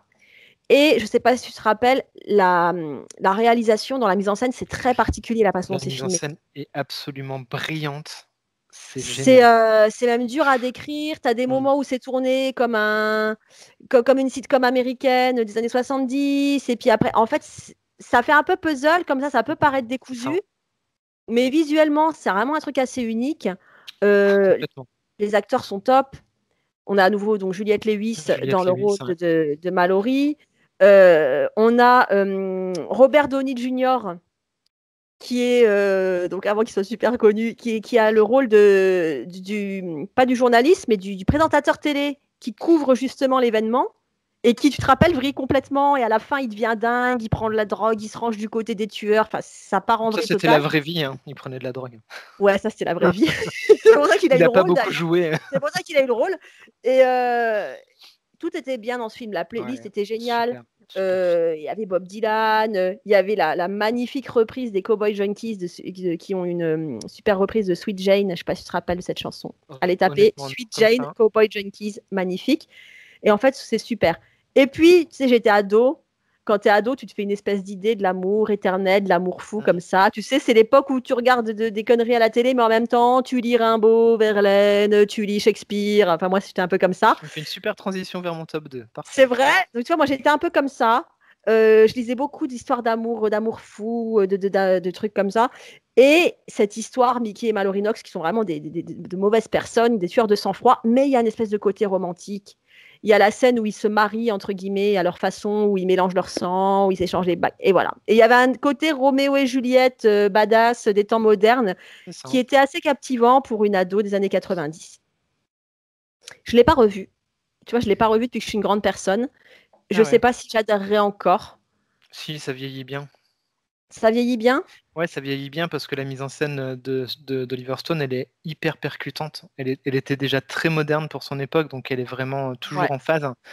C'est un très très grand réalisateur. C'est quelqu'un qui est très décrié, hein, souvent dans son propre pays déjà et par les critiques en général, parce que généralement les gens comprennent pas ses films. Ils ont tendance à faire de l'amalgame. Là où lui va mettre beaucoup de cynisme, beaucoup de recul, va décortiquer et va jeter finalement à la tête de tout le monde les saloperies qu'on fait. Hein. Finalement, il fait que ça. Hein. Ah bah c'est ça. Hein. C'est que ça, hein. Il rebroie, il reprend toute la merde qu'on fait, il le rebalance à la tronche des gens, et forcément quand on te balance de la merde dans la tronche, t'es pas content, mais c'est ce qu'on fait toute la journée quand on regarde la télé, donc voilà. Non, la morale, non vas-y, excuse-moi. Non, c'est hyper acerbe, voilà, c'est très acerbe, c'est faut pas le prendre au premier degré, ceux qui regardent au premier degré, forcément, ils sont bêtes, hein, mais c'est brillant, c'est un film qui est brillant. C'est très intelligent, puis tu vois, ça s'appelle Tueur né, parce que la problématique, elle est là aussi, est-ce que tu nais vraiment tueur ? Parce que derrière, il y a quand même l'historique, tu comprends que lui et elle, hein, les deux, c'est des mômes maltraités. Elle, tu comprends qu'elle est violée par son père et que la mère ferme les yeux là-dessus. Lui, c'est son père qui le fait mettre en taulle, voilà. Donc, qui crée le tueur ? Qui crée le monstre ? Est-ce que c'est les parents ? Est-ce que c'est pas les médias ? Parce que pareil, tu te dis, s'ils n'avaient pas été autant médiatisés, ils auraient peut-être pas été aussi loin. Et tu vois, c'est marrant qu'on en parle ce soir, parce que hier, je regardais ce documentaire que tu as dû voir sur Netflix, Don't Fuck With Cats, qui revient sur l'affaire Luca Magnotta. Tu te rappelles de Magnotta, ce mec qui dans les années 2010, je dirais, avait tué son amant et avait mutilé le corps et avait mis ça en ligne sur Internet. C'était Ah, c'est le Canadien, là. le Canadien, voilà. Ouais. C'était le premier meurtre Internet. Et donc, il y a un documentaire Netflix qui s'appelle Don't Fuck With Cats qui parle de ça et qui, justement, pose la question, parce que ce mec, tu te rappelles, il avait commencé par tuer des chatons sur Internet, Oui, puis après, ça a été jusqu'au crime. Et ça pose la question, qu'est-ce qui a généré cette surenchère? Est-ce que c'est lui qui a complètement vrillé ou est-ce que c'est pas toutes ces interactions qu'il y a eu sur Internet, les gens qui s'y sont intéressés, les communautés qui ont essayé de le trouver, est-ce que c'est pas Internet qui a généré cette surenchère de violence? Et dans Tueur en est, c'est pareil. Est-ce que c'est pas les médias qui ont créé le monstre plutôt que... Voilà, quoi. Ouais, et puis en plus, il est extrêmement doué pour parler de la violence, Oliver Stone, parce que c'est un vétéran du Vietnam, si je dis pas de bêtises, hein. C'est quelqu'un qui a été confronté à la Ah, mort, je à savais la pas, tu vois. tuerie. Et si, il me semble que c'est un vétéran du Vietnam et qu'il a été vraiment confronté à ces problématiques-là de c'est quoi la machine à tuer, c'est quoi, Ouais. comment on devient finalement un tueur. Et donc, il est très à même de parler de ces sujets-là, hein. Et c'est pour ça que je n'étais pas d'accord, parce que, tu vois, même si j'étais jeune, je l'avais déjà regardé, j'avais un regard assez intelligent et j'avais déjà du recul là-dessus. Et en fait, ça m'énervait, de mon point de vue d'ado, que la presse s'empare de ce film en disant, ah, voilà, c'est un truc vraiment dégueulasse, gratuitement violent, avec du sexe, avec de la violence, avec des meurtres. Et en plus, ça influence les jeunes qui deviennent tous des tueurs. Et en fait, quelque part, ça me révoltait, parce que je trouvais que le film était très intelligent, au contraire. C'est ça. Mais c'est toujours pareil avec ce que les médias ou les personnes qui sont censées parler de tout ça ne comprennent pas. C'est comme les jeux vidéo, à chaque fois qu'il y a un meurtre ou un truc qui va pas, Oui, ah c'est la bah faute aux oui, jeux vidéo. Donc voilà, c'est les coupables faciles en fait. En fait, c'est le bistrot du coin, c'est la psychologie de comptoir. C'est c'est ça. bah, tiens, trouvons un coupable facile au lieu de réfléchir aux propres maux de la société. Et c'est là où le film est brillant, c'est qu'Oliver Stone, il analyse et il pointe du doigt ce qu'on n'aime pas voir. Donc plutôt que de dire bah non, c'est notre faute à nous les médias, ils disent bah non, c'est la faute du film, C'est c'est ça. qui se renvoie la balle, quoi. Donc voilà, c'était mon numéro 2. Bah, très bon choix de numéro 2. On Content que tu était l'aies quand mis même aussi. des ados intelligents. En fait, je dis ça pour préparer le terrain de mon top 1, qui est pas du tout. Ah non, moi j'étais très con jusqu'en troisième, hein. Franchement, j'étais vraiment un con. J'ai Oh, on failli était partir avec les jeunes. forains. J'ai failli partir avec les forains. Je savais tellement pas quoi faire de ma vie, j'ai pas eu mon brevet des collèges. Je suis allé voir les. Tu sais, il y avait les fêtes du village Oh, là sur le. écoute. Et ben, je suis allé les Ouais, voir à la fin de la troisième. J'ai dit, ben, moi j'aime bien, je les avais aidés à construire leur manège. Je dis, bah, je pars avec vous. Ah ouais, si tu veux. t'as raté une carrière là. Peut-être de forain, hein. Je ferai la chenille. Bah ouais, écoute. Oh, Bref. Ce qui me voilà, mène à mon top 2. ton numéro 2. Donc, justement, on est en troisième. Je suis en troisième, je crois que c'est l'été de ma troisième où je fais aide animateur. Donc je commence à entrer dans la vie où je rencontre des personnes plus âgées que moi, tu vois, qui me parlent de la vie. La nana qui tenait le vidéoclub, elle a 10 ans de plus que moi, donc moi j'en ai 16, elle en a 26. Donc je découvre le rock, je découvre Iron Maiden, enfin tu vois, je commence à me mettre bien. Je fais aide animateur l'été avec des gens qui ont 18, 20 ans. Et puis on va au ciné, et en 1994, je découvre en salle The Crow. J'ai failli le mettre. Lui, vraiment, j'ai failli le mettre. Ah, je suis contente que t'en parles parce que ce film, Voilà. mais c'était le film de toutes les jeunes filles des années 90. Et ce film. Et pas que des filles. Ce film, c'était aussi un truc sans précédent. Absolument magnifique. Donc, on va résumer vite fait l'histoire pour les plus jeunes. Donc, regardez The Crow. C'est adapté d'un comics déjà, c'est Ouais. à savoir. Donc, c'est adapté d'un comics. C'est l'histoire donc d'Eric Draven, Eric Draven, hein. Ouais, Eric Draven, qui est guitariste, guitariste de rock. Et il va épouser une jeune demoiselle. Et la veille de leur mariage, ils se font sauvagement assassiner. Et elle, en plus, se fait violer sous ses yeux avant que lui soit abattu. Donc ça pose l'ambiance. Ouais. Voilà. Suite à ça, Eric Draven va renaître par un corbeau. Il va sortir de sa tombe, si je ne dis pas de bêtises, et Ouais. il va devenir invincible. Et il va fomenter sa vengeance pour éliminer toutes les personnes qui ont participé à l'assassinat de lui et de sa femme.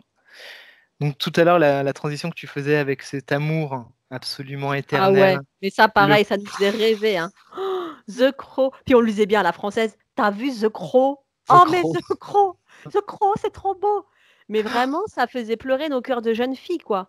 Ah ben, alors là, moi, franchement, ça a été le grand romantique que j'étais, Ah était ouais, alors purée. Puis Zange, après, Zange, après, Zange. après, tout est nul, quoi. Après, tu te fais draguer par les pauvres gars de la classe. Là, tu dis purée, mais moi, je veux The Crow. Vous comprenez Et ça? ben, ouais, ouais. Et les filles qui étaient avec les sportifs, moi, je me posais la question d'où elles étaient, les vraies filles, hein. Ah ouais. Franchement, donc voilà, film absolument sublime. C'est le réalisateur s'appelle Alex Proya. Il a réalisé ensuite Dark City, qui est génial aussi, et iRobot par exemple, où ça commence à être un petit peu moins bien. Et ça fait longtemps qu'il n'a pas fait de film, je crois lui depuis 2006, si je dis pas de Comment il bêtises. s'appelle, lui, le mec? Alex Proya. Ah ouais, je suis nulle en réalisateur. Bah, il a fait Dark City. Si t'as pas vu Dark City, je te Ouais. le conseille aussi vivement. C'est le dernier film de Brandon Lee qui va mourir pendant le tournage, Ça euh, aussi, ça participe au à mythe la un peu, réputation, ouais, au mythe. au mythe du film.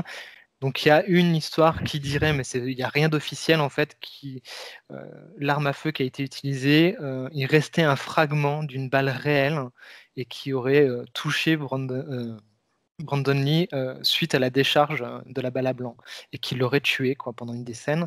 Et donc C'est la scène certaines, de la fusillade, non? C'est pas celle-là? je sais plus Ouais. c'est laquelle précisément, sachant qu'après bah, ils ont dû faire une rallonge de budget pour avoir des choses en numérique, pour pouvoir le mettre quand même, parce qu'il n'avait pas tourné tout le film, Ouais. donc ça a été voilà, très complexe. Et puis C'est une bah, sacrée histoire, ça, hein.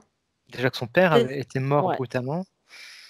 C'est une sacrée histoire, et parce que bon, on va pas dire que ça parle de malédiction, mais ici, il y a un peu une sorte de malédiction qui plane sur ce scénar. Et puis voilà, quoi, l'historique du père et du fils qui meurent en plein tournage. Avant même d'aller voir le film, tu étais déjà au courant de cette histoire, et ça conférait une espèce d'aura C'est mystérieuse à ce ça. film. La BO est absolument Ouais. sublime. Alors la BO, c'est une dinguerie. Dedans, il y a la Nine Inch Chains, il y a Cure, il y a les Rage Against the Machine, il y a les Violent Femmes, Pantera. Enfin, c'est une bande son qui est hard rock, mais hard rock gothique, joli, enfin romantique, quoi. On est vraiment Ouais, sur c'est quelque ça. chose Un d'hyper truc ambiant. gothique romantique, c'est ça. Ah ouais. L'ambiance de ce film, c'est tellement beau. Il C'est est comme un souvent beau conte comparé, gothique, ouais. ouais, souvent un peu comparé, tu vois, au Batman de Tim Burton, en côté conte gothique, hein. Ouais, c'est vrai. Un peu dans l'esprit, hein. Alors attention, ça n'a C'est rien vrai. à voir. Avec le côté romantique en C'est plus. ça. Et l'auteur, donc, qui s'appelle James O'Barr, l'auteur des comics, en fait, a écrit ces comics parce que sa compagne est morte dans un accident de voiture, tuée par un ivrogne, en fait. Et donc, il a écrit cette histoire-là, euh, voilà, comme exutoire. Et c'est un fan, comme par hasard, d'Edgar Allan Poe, de Ah Rimbaud, bah, de Lewis Carroll, de Baudelaire. Enfin bref, là, le spleen. ça se ressent complètement, hein. Moi, Ouais, c'était l'époque où je lisais, où je découvrais tous ces grands auteurs. Alors, tu parles quand le film est arrivé, c'est pareil. bon, quoi. Voilà. Et par contre, j'ai jamais lu le comics. Tu l'as lu, toi? Alors, non. Et du coup, bon, bah, je suis en train de regarder sur Vinted si je le trouve à pas cher, mais j'arrive pas à voir lesquelles sont les Bon, éditions. bah, Tu vois, je vais aller voir sur ma source secrète si je le trouve aussi. voilà, si tu trouves quelque chose, tiens-moi au jus parce que j'ai envie Ouais. de le lire maintenant. Préparant le numéro, je me suis dit, il faut que je le lise. C'est vrai que je savais que ça existait, mais je l'ai jamais lu. Ouais, pareil. Donc voilà, The Crow, Ah un ouais, film. c'est un bon choix, hein. Ça, Tu c'était vois, vraiment le film qui faisait vibrer nos cœurs de lycéennes dans les années 90. et moi, je venais d'entrer en vidéo club, j'écoutais Iron Maiden, je regardais L'Orchidée Sauvage et 9 semaines et demie, The Crow, et voilà, j'étais au taquet, c'était tout Ouais. le bonheur. Ma vie a commencé vraiment en 94. Bah, tu vois, très bon choix. Très bon top 2. The Crow, qui Alors, aurait pu j'espère être top que 1. qui aurait pu être top 1. L'histoire d'amour, elle est tellement, Oh, tu tellement pleures. magistrale. Et Ouais. cette phrase avec la gamine, l'éclaircie vient après la pluie, mais je me la répète tout le temps encore maintenant, l'éclaircie vient après la pluie. Nous, on disait, on va se le faire tatouer. On disait, on va se faire tatouer des ailes d'ange dans le dos parce qu'il n'y a pas un truc comme ça où la gamine, enfin, je sais pas, il y a une histoire Je de sais. tatouage, ou c'est dans le 2, je sais plus. Enfin, bref, on avait des trucs comme ça. En fait, on s'est jamais Non, il rien n'y a fait pas de deux. tatouer. Ça n'existe pas. Si, il y a une suite nulle. Ah, Ça ok. n'existe pas. J'avais oublié. J'avais oublié.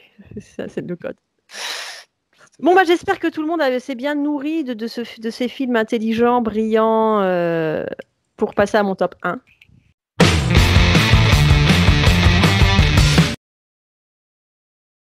Qu'est-ce En que t'as même mis? temps, je me dis, il faut pas cracher dans la soupe. Et c'est pas parce qu'on est une grande personne qu'il faut pas accepter qu'on a adoré des trucs vraiment débiles.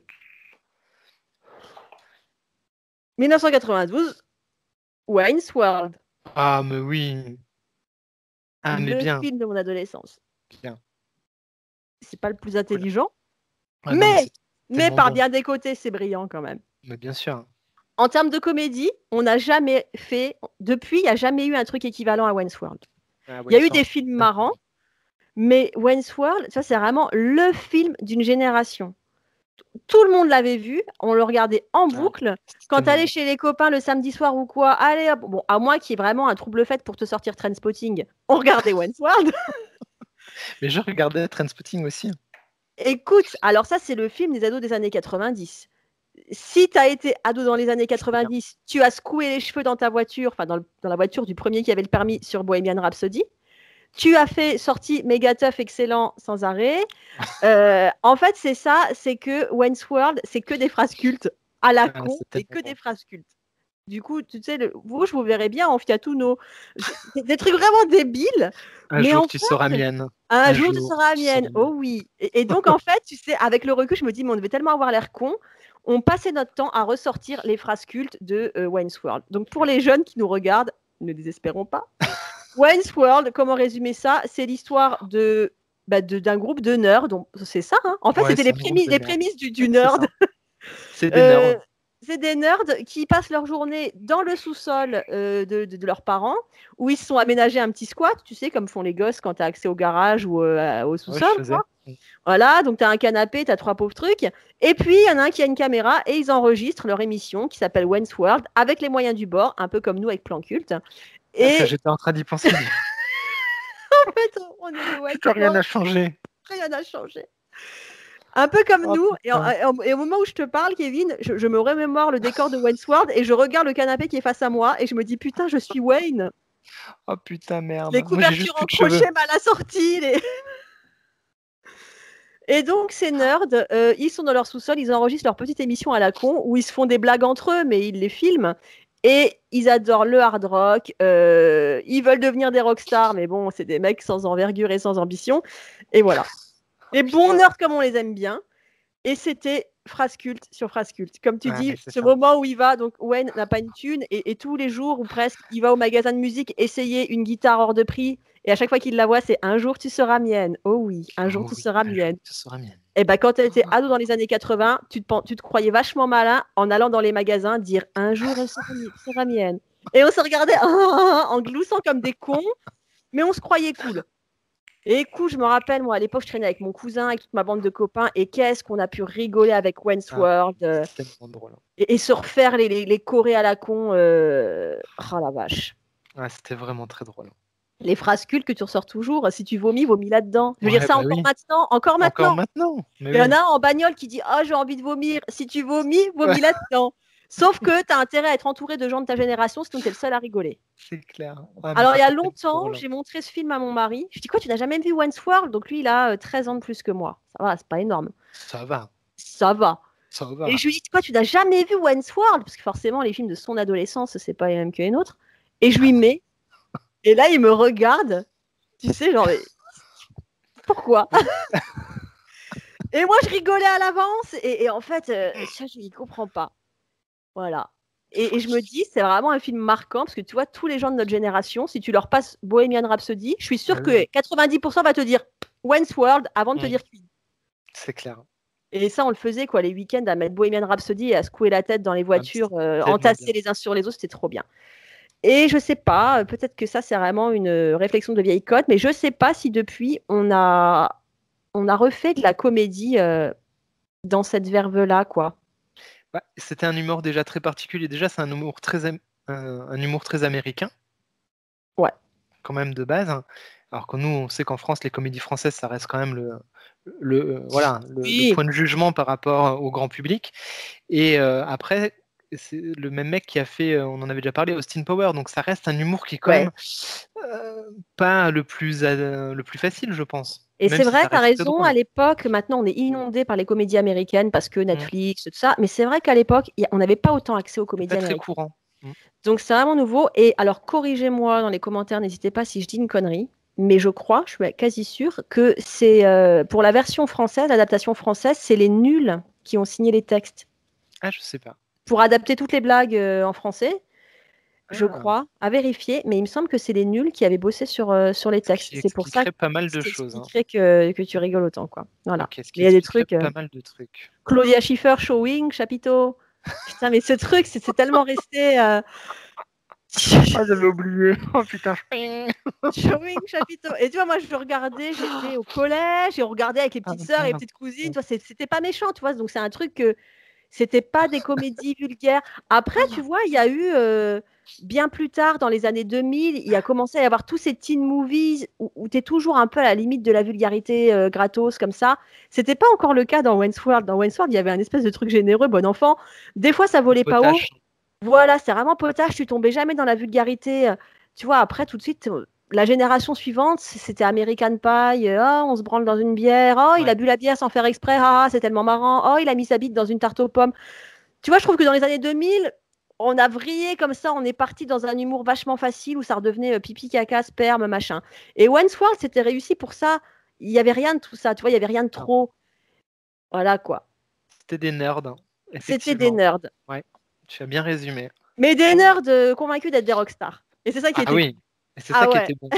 Ah ben ils étaient sûrs qu'ils allaient changer le monde et qu'ils allaient réussir, quoi. Putain, le mec, il avait la casquette Wayne's World, tu vois, c'est comme si nous, là, on sortait dans la rue avec la casquette Plan Culte et qu'on doutait de rien et qu'on Bah espérait oui, être écouté dans la rue. mais Et on a c'est. dit qu'on allait faire des t-shirts plan culte. Ouais, de casquettes, comme Wayne. D'ailleurs, laissons-nous pousser les cheveux. Moi je veux bien une casquette plan culte. Oh, écoute, Kevin, l'année prochaine, on est le 2 janvier 2021. Notez bien, 2 janvier 2022, on vous refait l'émission en Wayne et en Garth. Ah ouais. Je te laisse choisir ton perso. Oh, je veux bien mettre une perruque blonde, ça fera plaisir à Esco. Donc voilà mon top 1. Tu vois, quand Eh je le faisais, je ben, dis, ouais, ça vole bas par rapport à mes autres films, mais en fait, non. Je trouve pas que ça vole bas. non, bah non, c'était très bon, Je Wayne's trouve World. que, voilà, après ça, c'était plus la même ambiance, les teen movies, C'était différent. c'est différent. C'était différent. Bah écoute, un chouette top 1. Ouais, hein. Donc À à moi. toi. Ouais, à toi. Ok.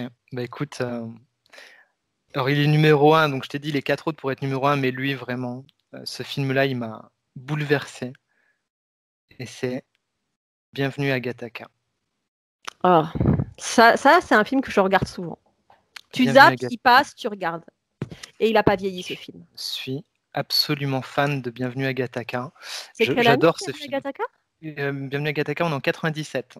Ah ouais, tu vois, je pensais que c'était plus tard. 97. Ouais, 1997. J'adore ce film. Alors déjà, j'adore les acteurs qu'il y a dedans, hein, qui sont tous excellents. Uma Thurman, Ethan Hawke, Jude Law. Donc je Ouais. suis fan des acteurs et je suis fan absolu donc du réalisateur qui s'appelle donc Andrew Niccol. On en a parlé tout à l'heure avec Truman Show. Donc Andrew Niccol peut réaliser Bienvenue à Gattaca parce qu'il a vendu le scénario de The Truman Show. Donc c'est dire le niveau du type quand même. Ouais. Il a écrit The Truman Show et il réalise Bienvenue à Gattaca, quoi. Donc le mec c'est juste un génie et Bienvenue à Gattaca c'est l'histoire d'un monde rétro-futuriste où, dès la naissance, vous pouvez choisir, donc c'est de l'eugénisme, vous pouvez choisir les capacités, les caractéristiques de votre enfant pour qu'il n'ait plus ni de maladie, ni de problème, quel qu'il soit. On sait dès sa naissance quasiment l'âge de sa mort, la date quasiment de sa mort, et il va s'opposer comme ça deux mondes, un monde des gens quasi parfaits et le monde des inadaptés, entre guillemets, qui ont été conçus naturellement via l'amour. Et donc va créer une société très froide de gens qui sont presque des clones et des robots. Voilà, c'est pas dit comme ça, mais ça ressemble à des personnes qui sont presque parfaites en tout point de vue, Très aseptisé comme ça. très aseptisées. Et on va suivre l'histoire de ce personnage ici, qui lui est un inadapté, mais qui a un rêve, c'est d'aller dans l'espace, hein, et qui va se retrouver à prendre la personnalité de celui-ci, qui est en fait une personne parfaite génétiquement, mais qui est handicapé et qui n'a pas déclaré son handicap suite à un accident. Et donc, il va s'évertuer à devenir cette personne pour prendre sa place et pouvoir aller dans l'espace. Il va C'est pirater son identité, en fait. Ouais, il va pirater son identité, c'est absolument brillant. C'est Ouais. on retrouve un peu ce qu'il y avait dans The Truman Show, c'est-à-dire prendre le contrôle de sa vie, sortir du cadre imposé et créer soi-même son avenir et je trouve ça, À tout tellement, prix en tellement plus. à tout prix. C'est ça. Et, et Vas-y, vas-y. en fait, je trouve que les problématiques de ce film sont vachement profondes. Il y a plein de gens qui ont vu ça comme un bon film de science-fiction. Point. Ouais, Et en fait, je trouve que ce film, ça va au-delà, bien, ah bien ouais, au-delà. ça va vachement au-delà, quoi. Mmh. Donc, à un moment donné, il va y avoir un meurtre dans l'endroit où il travaille, hein. Donc de là, ça va générer des problèmes et on va se rendre compte que, ce pirate de l'identité a un frère qui est policier, qui lui aussi est brillant, génétiquement et ça va amener une espèce de dualité encore plus forte dans ce combat entre les 2 personnages et moi je retiens cette scène, je pense que qui a marqué tout le monde, de cette course, dans la Ouais. mer où finalement c'est la personne inadaptée qui va aller sauver la personne parfaite et avec cette phrase absolument brillante qui lui dit: «Mais moi, tu sais, je ne me suis jamais économisé pour le retour». C'est vrai. C'est bouleversant, Ça te scotche, ça. bouleversant. Ça m'a c'est une phrase pareil que je me répète régulièrement parce que ce mec-là a tout donné, parce qu'il sait qu'il n'a qu'une vie, qu'il va aller au bout de ses rêves et qu'il va se répéter ça en boucle pour tenir, tenir, quoi qu'il en coûte face à l'adversité et c'est, waouh, ça m'a scotché. Ça a été voilà un Mm. film qui m'a Ah, c'est un film magnifique. qui m'a remué. Rien que d'en parler, ça me tu Et, vois? c'est une excellente dystopie parce que ça fait quand même froid dans le Ah dos, oui, hein. Tu te rappelles quand Uma Thurman, donc dans cette société, quand on rencontre quelqu'un qui peut être un partenaire potentiel, tu peux te présenter à un bureau comme ça où on te sort son génome. son génome, hein. C'est-à-dire que quand tu rencontres quelqu'un, bah, tu sais d'avance s'il a des tares, s'il en a pas, quelles sont ses compétences, dans quel état de santé il est. Et en fait, ce truc complètement aseptisé, là où il n'y a plus d'amour, Je suis rien. où il n'y a que de la compétence, de la performance, c'est vraiment, ça te scotche. Plus Et, d'humanité. et puis d'humanité. Et puis, je trouve que ça reste aussi un thriller vachement efficace Mmh. parce qu'il y a quand même ce rythme. Le mec, sa vie entière, elle est sous contrôle parce qu'il n'a pas droit à l'erreur. Il peut C'est pas ça. laisser tomber un cheveu. Tu te rappelles ces scènes C'est ça, où il ramasse à chaque fois avec la il petite ramasse à chaque brosse. fois, où tous les jours, il s'astreint à se brosser le corps pour qu'il n'y ait aucune particule de peau. Et en fait, c'est l'histoire du mec qui donne vraiment tout pour arriver à son objectif. C'est-à-dire que voilà, sa vie, elle est contrôlée en permanence. Il n'a pas 100%. droit à l'erreur. C'est Voilà. ça. Si tu laisses Et tomber un cheveu, c'est fini. Et ça va être ça l'histoire de l'enquête. C'est pas ça, on trouve un cil, non, c'est ça, il qui trouve un cil. correspond à aucune personne enregistrée dans Mmh. l'entreprise. Exactement. Et Et ça, c'est le c'est début, de l'enquête. très efficace, quoi. Ah, c'est un très beau film. Je dis, celui-là, je le regarde tous les ans. Ouais, On l'a c'est regardé en absolument famille et magnifique. tout. Très beau. La musique Michael Ouais. Nyman, absolument somptueuse et une musique, mais vous pouvez même vous écouter la BO comme ça, posée dans votre canapé et vous partez, vous décollez tellement la musique elle est incroyable. Mm. Michael Nyman, il a composé aussi, je crois, la musique de la leçon de piano, si je dis pas de bêtises. Donc, vraiment un grand monsieur et la musique colle parfaitement à cette ambiance rétro-futuriste et c'est un film qui fait aussi avec, des bouts de ficelle, hein. C'est-à-dire que, dedans, tu vas avoir des vieilles déesses décapotables, tu sais? Qui ont un look, très, rétro-futuriste comme ça Ouais. et pour faire paraître que c'est, dans le futur, en fait, il met un son de bruit de voiture électrique, un espèce de bruit futuriste comme ça et en fait, tout marche super bien. Les mecs sont habillés en costard des années Ouais. 60, donc il y a un côté un peu, film noir. La mise en scène, elle est au cordeau. C'est une première réalisation, hein, Andrew Nichols, il a 30 ans quand il réalise ce film. Enfin, c'est d'une maturité, Alors que ça nous, à 40 balais, on cherche encore le bouton enregistrer et on n'arrive pas à faire un montage d'une vidéo d'une heure. Oh là là, ça ah fout mais la c'est ça. rage.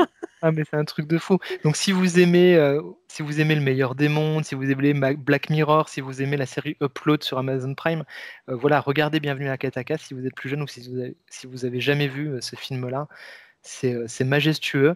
À savoir que Gattaca, donc c'est l'endroit où il travaille. Ça a été tourné dans un truc, alors j'ai pris une note, c'est un bâtiment, heu, qui a été construit par Frank Lloyd Wright, qui est un grand architecte américain, où il y a plusieurs références justement, dans un escalier qu'il a construit à la double hélice d'ADN. Donc le lieu, tu vois, a pas été Ah choisi ouais, au hasard d'accord. et en plus de ça, ce film a été réalisé également dans l'endroit où a été réalisé THX 1138 de George Lucas, avant qu'il fasse Star Wars donc ouais, il y a encore en plus, tu vois, une espèce de filiation cinématographique, Ouais, ouais. des rapports à l'architecture, donc le film est extrêmement bien pensé en termes de sens et de second sens et de sous-texte. Brillant, brillant. Bah, Un bon film choix, qui hein. file les poils quand on C'est le regarde. vrai. Le dénouement, la chiale, hein. Ouh, Ah, mais c'est clair, hein. magnifique. Avec une histoire d'amour. Pareil, avec une fille qui a l'air très froide, mais au final, il y a des sentiments qui... Ouais. Oh là là, Puis c'est beau. Qu'est-ce que l'amitié c'est beau. entre le pirate et le piraté, entre Oh là guillemets. là. C'est-à-dire que Oui, c'est une bien sûr. collaboration. C'est j'accepte de te céder mon identité. Le deal, c'est que l'autre l'entretient. C'est ça. C'est Je te laisse te exactement. faire passer pour moi et puis en échange, tu m'héberges. Et voilà, c'est pas juste de la collaboration. Il se passe un truc entre eux. C'est un très très beau film. Vraiment, Je si pense vous qu'on l'avez pas pourrait vu, consacrer un plan culte entier à ce film. ouais, c'est vrai. Et on le fera Donc pas vu que je mets voilà. 9 heures à monter un épisode. Donc après, il a réalisé ça aussi, Andrew Nichols, Alors j'ai Time moins Out. aimé celui-là. Mais moi, j'ai bien aimé. Ça se laisse regarder, mais tu vois, je l'ai vu une fois, puis c'est tout, quoi. Alors que Ouais, Gattaca, tous les ans, j'y ai droit. Time Out est sorti après les années 2000 et toi, on te connaît. Ah bah moi, j'ai blogué. Là, tu vois, on est à la limite de 99 terminé. Au revoir. Voilà. Ah Ah, là je là. suis contente d'avoir été ado dans les années 90 et d'avoir grandi Putain, avec ouais. Wayne's World et tout ça. Putain, et moi donc. Donc Ouais. voilà, donc une liste qui a été difficile à faire pour moi, je t'avoue. Il y a quand même des laissés pour compte. Moi, ça a été. Ah ouais? Ça a assez vite. À part, tu vois, The Crow que j'aurais pu mettre aussi, mais sinon, j'ai beaucoup regardé ces films-là en boucle, quoi. J'ai Ouais. pas. Moi, T'avais mis quoi d'autre? je vais en citer quelques-uns. Donc je vais citer Living Las Vegas avec Nicolas Cage. Tu as vu ça? Putain, si oui, mais je me rappelle même plus. Donc un film absolument magnifique avec de Mike Figgis, je crois, avec une BO jazz absolument somptueuse. C'est une histoire d'amour, encore une fois, où Nicolas Cage va se suicider avec l'alcool. Brillant. Ah ouais. Donc, on était en Non, forme, ça me dit hein. rien. Moi, j'étais en forme ado, hein. Mais j'ai dû le voir plus tard. Moi, il y a des films que j'aurais voulu mettre, mais je me suis dit non, j'étais déjà plus ado, j'avais 20 ans. Moi, celui-ci, je le regardais un peu dans la même vague que Trainspotting. American Beauty. Pareil, je l'ai vu plus tard. Alors celui-là, je l'avais mis sur ma liste, puis après, je me suis dit non, mais toi, je l'ai vu, j'avais déjà 20 ans, donc j'étais plus tellement ado. Tu sais, moi, j'ai eu Pareil. mes enfants jeunes, 23 ans, Ah donc oui, à 20 ans, je me considérais déjà plus comme une ado, ah oui. quoi. C'est vrai, parce que moi, j'ai fait ma crise d'ado un peu plus tard. Je Ah comprends. ouais, c'est Et pour ouais. ça. Requiem for a Dream.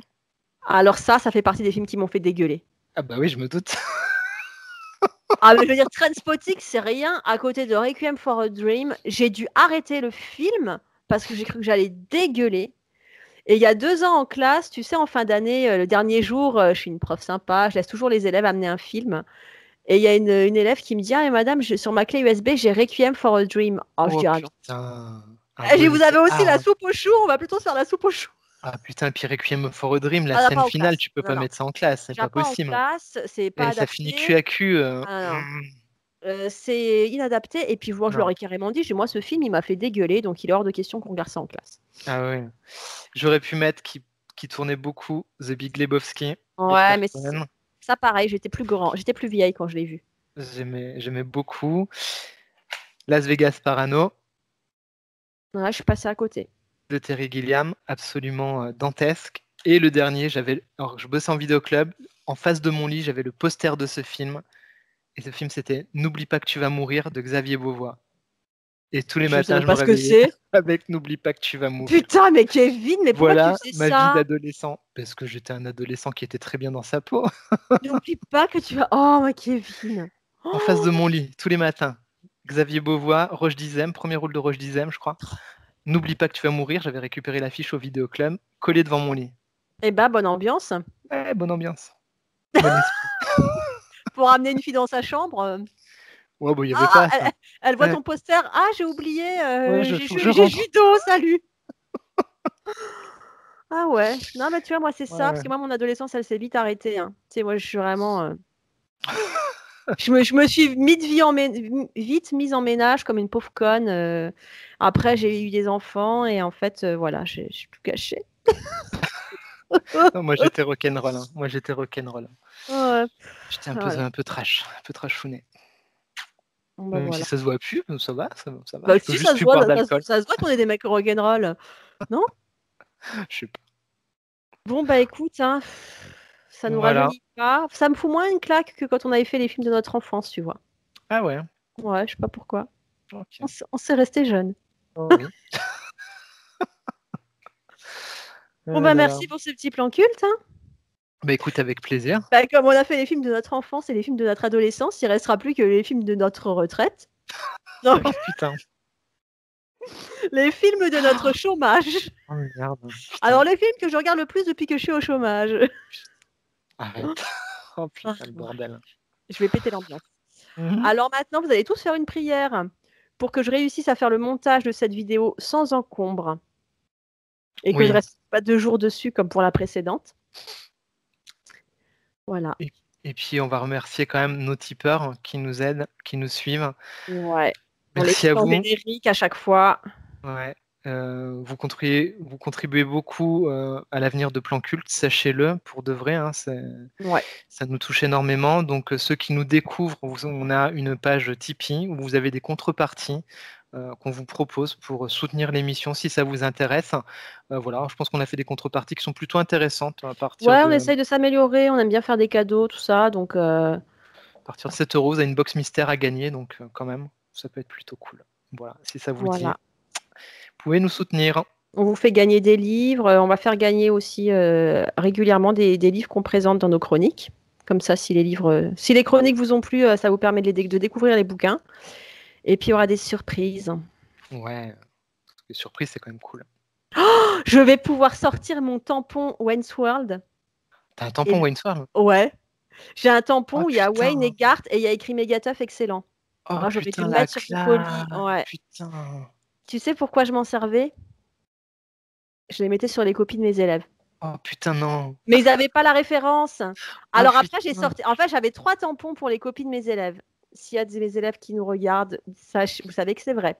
Quand ils avaient une très bonne note, soit je mettais Megatough excellent, soit je mettais approuvé par Chuck Norris, et là, tu avais Chuck Putain! Norris, soit je mettais You're Awesome avec Bill Murray dessus.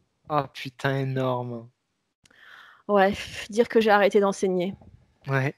Bah s'ils avaient Alors, pas la ref en même temps, ça sert plus à rien. ouais, ils avaient que la rêve Chuck Norris. Ouais, bah oui. Bill Murray me disait, Madame, c'est qui le monsieur sur le tampon? Genre, les gars, faites un effort. Tu vois, je pense que le monde a besoin de davantage de profs comme moi. Dommage que les profs comme moi démissionnent. Et voilà.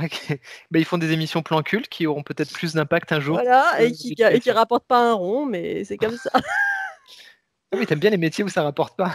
Ben, moi, je suis une bénévole dans l'âme. Je travaille là-dessus en thérapie depuis des années. Faut que j'arrête le bénévolat. Bon, je fais que des Oui. trucs formidables, mais qui rapportent pas un rond. Ouais, c'est ça. Mais toi, je sens que t'es un peu comme ça aussi. Ouais, mais j'ai quand même. En fait, je suis Gémeaux, je fais le grand écart moi entre les deux. Mais je suis Gémeaux aussi, mec. Ah merde. C'est pour ça qu'on est mal barré, hein. Là, moi, je suis comme ça. Moi, j'ai ce défaut.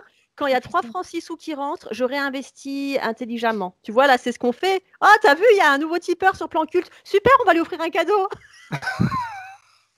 C'est vrai. Ok, puis après, non, mais c'est bon, là, j'ai acheté tous les cadeaux, t'inquiète, je me rembourserai dans 2 mois. Ouais.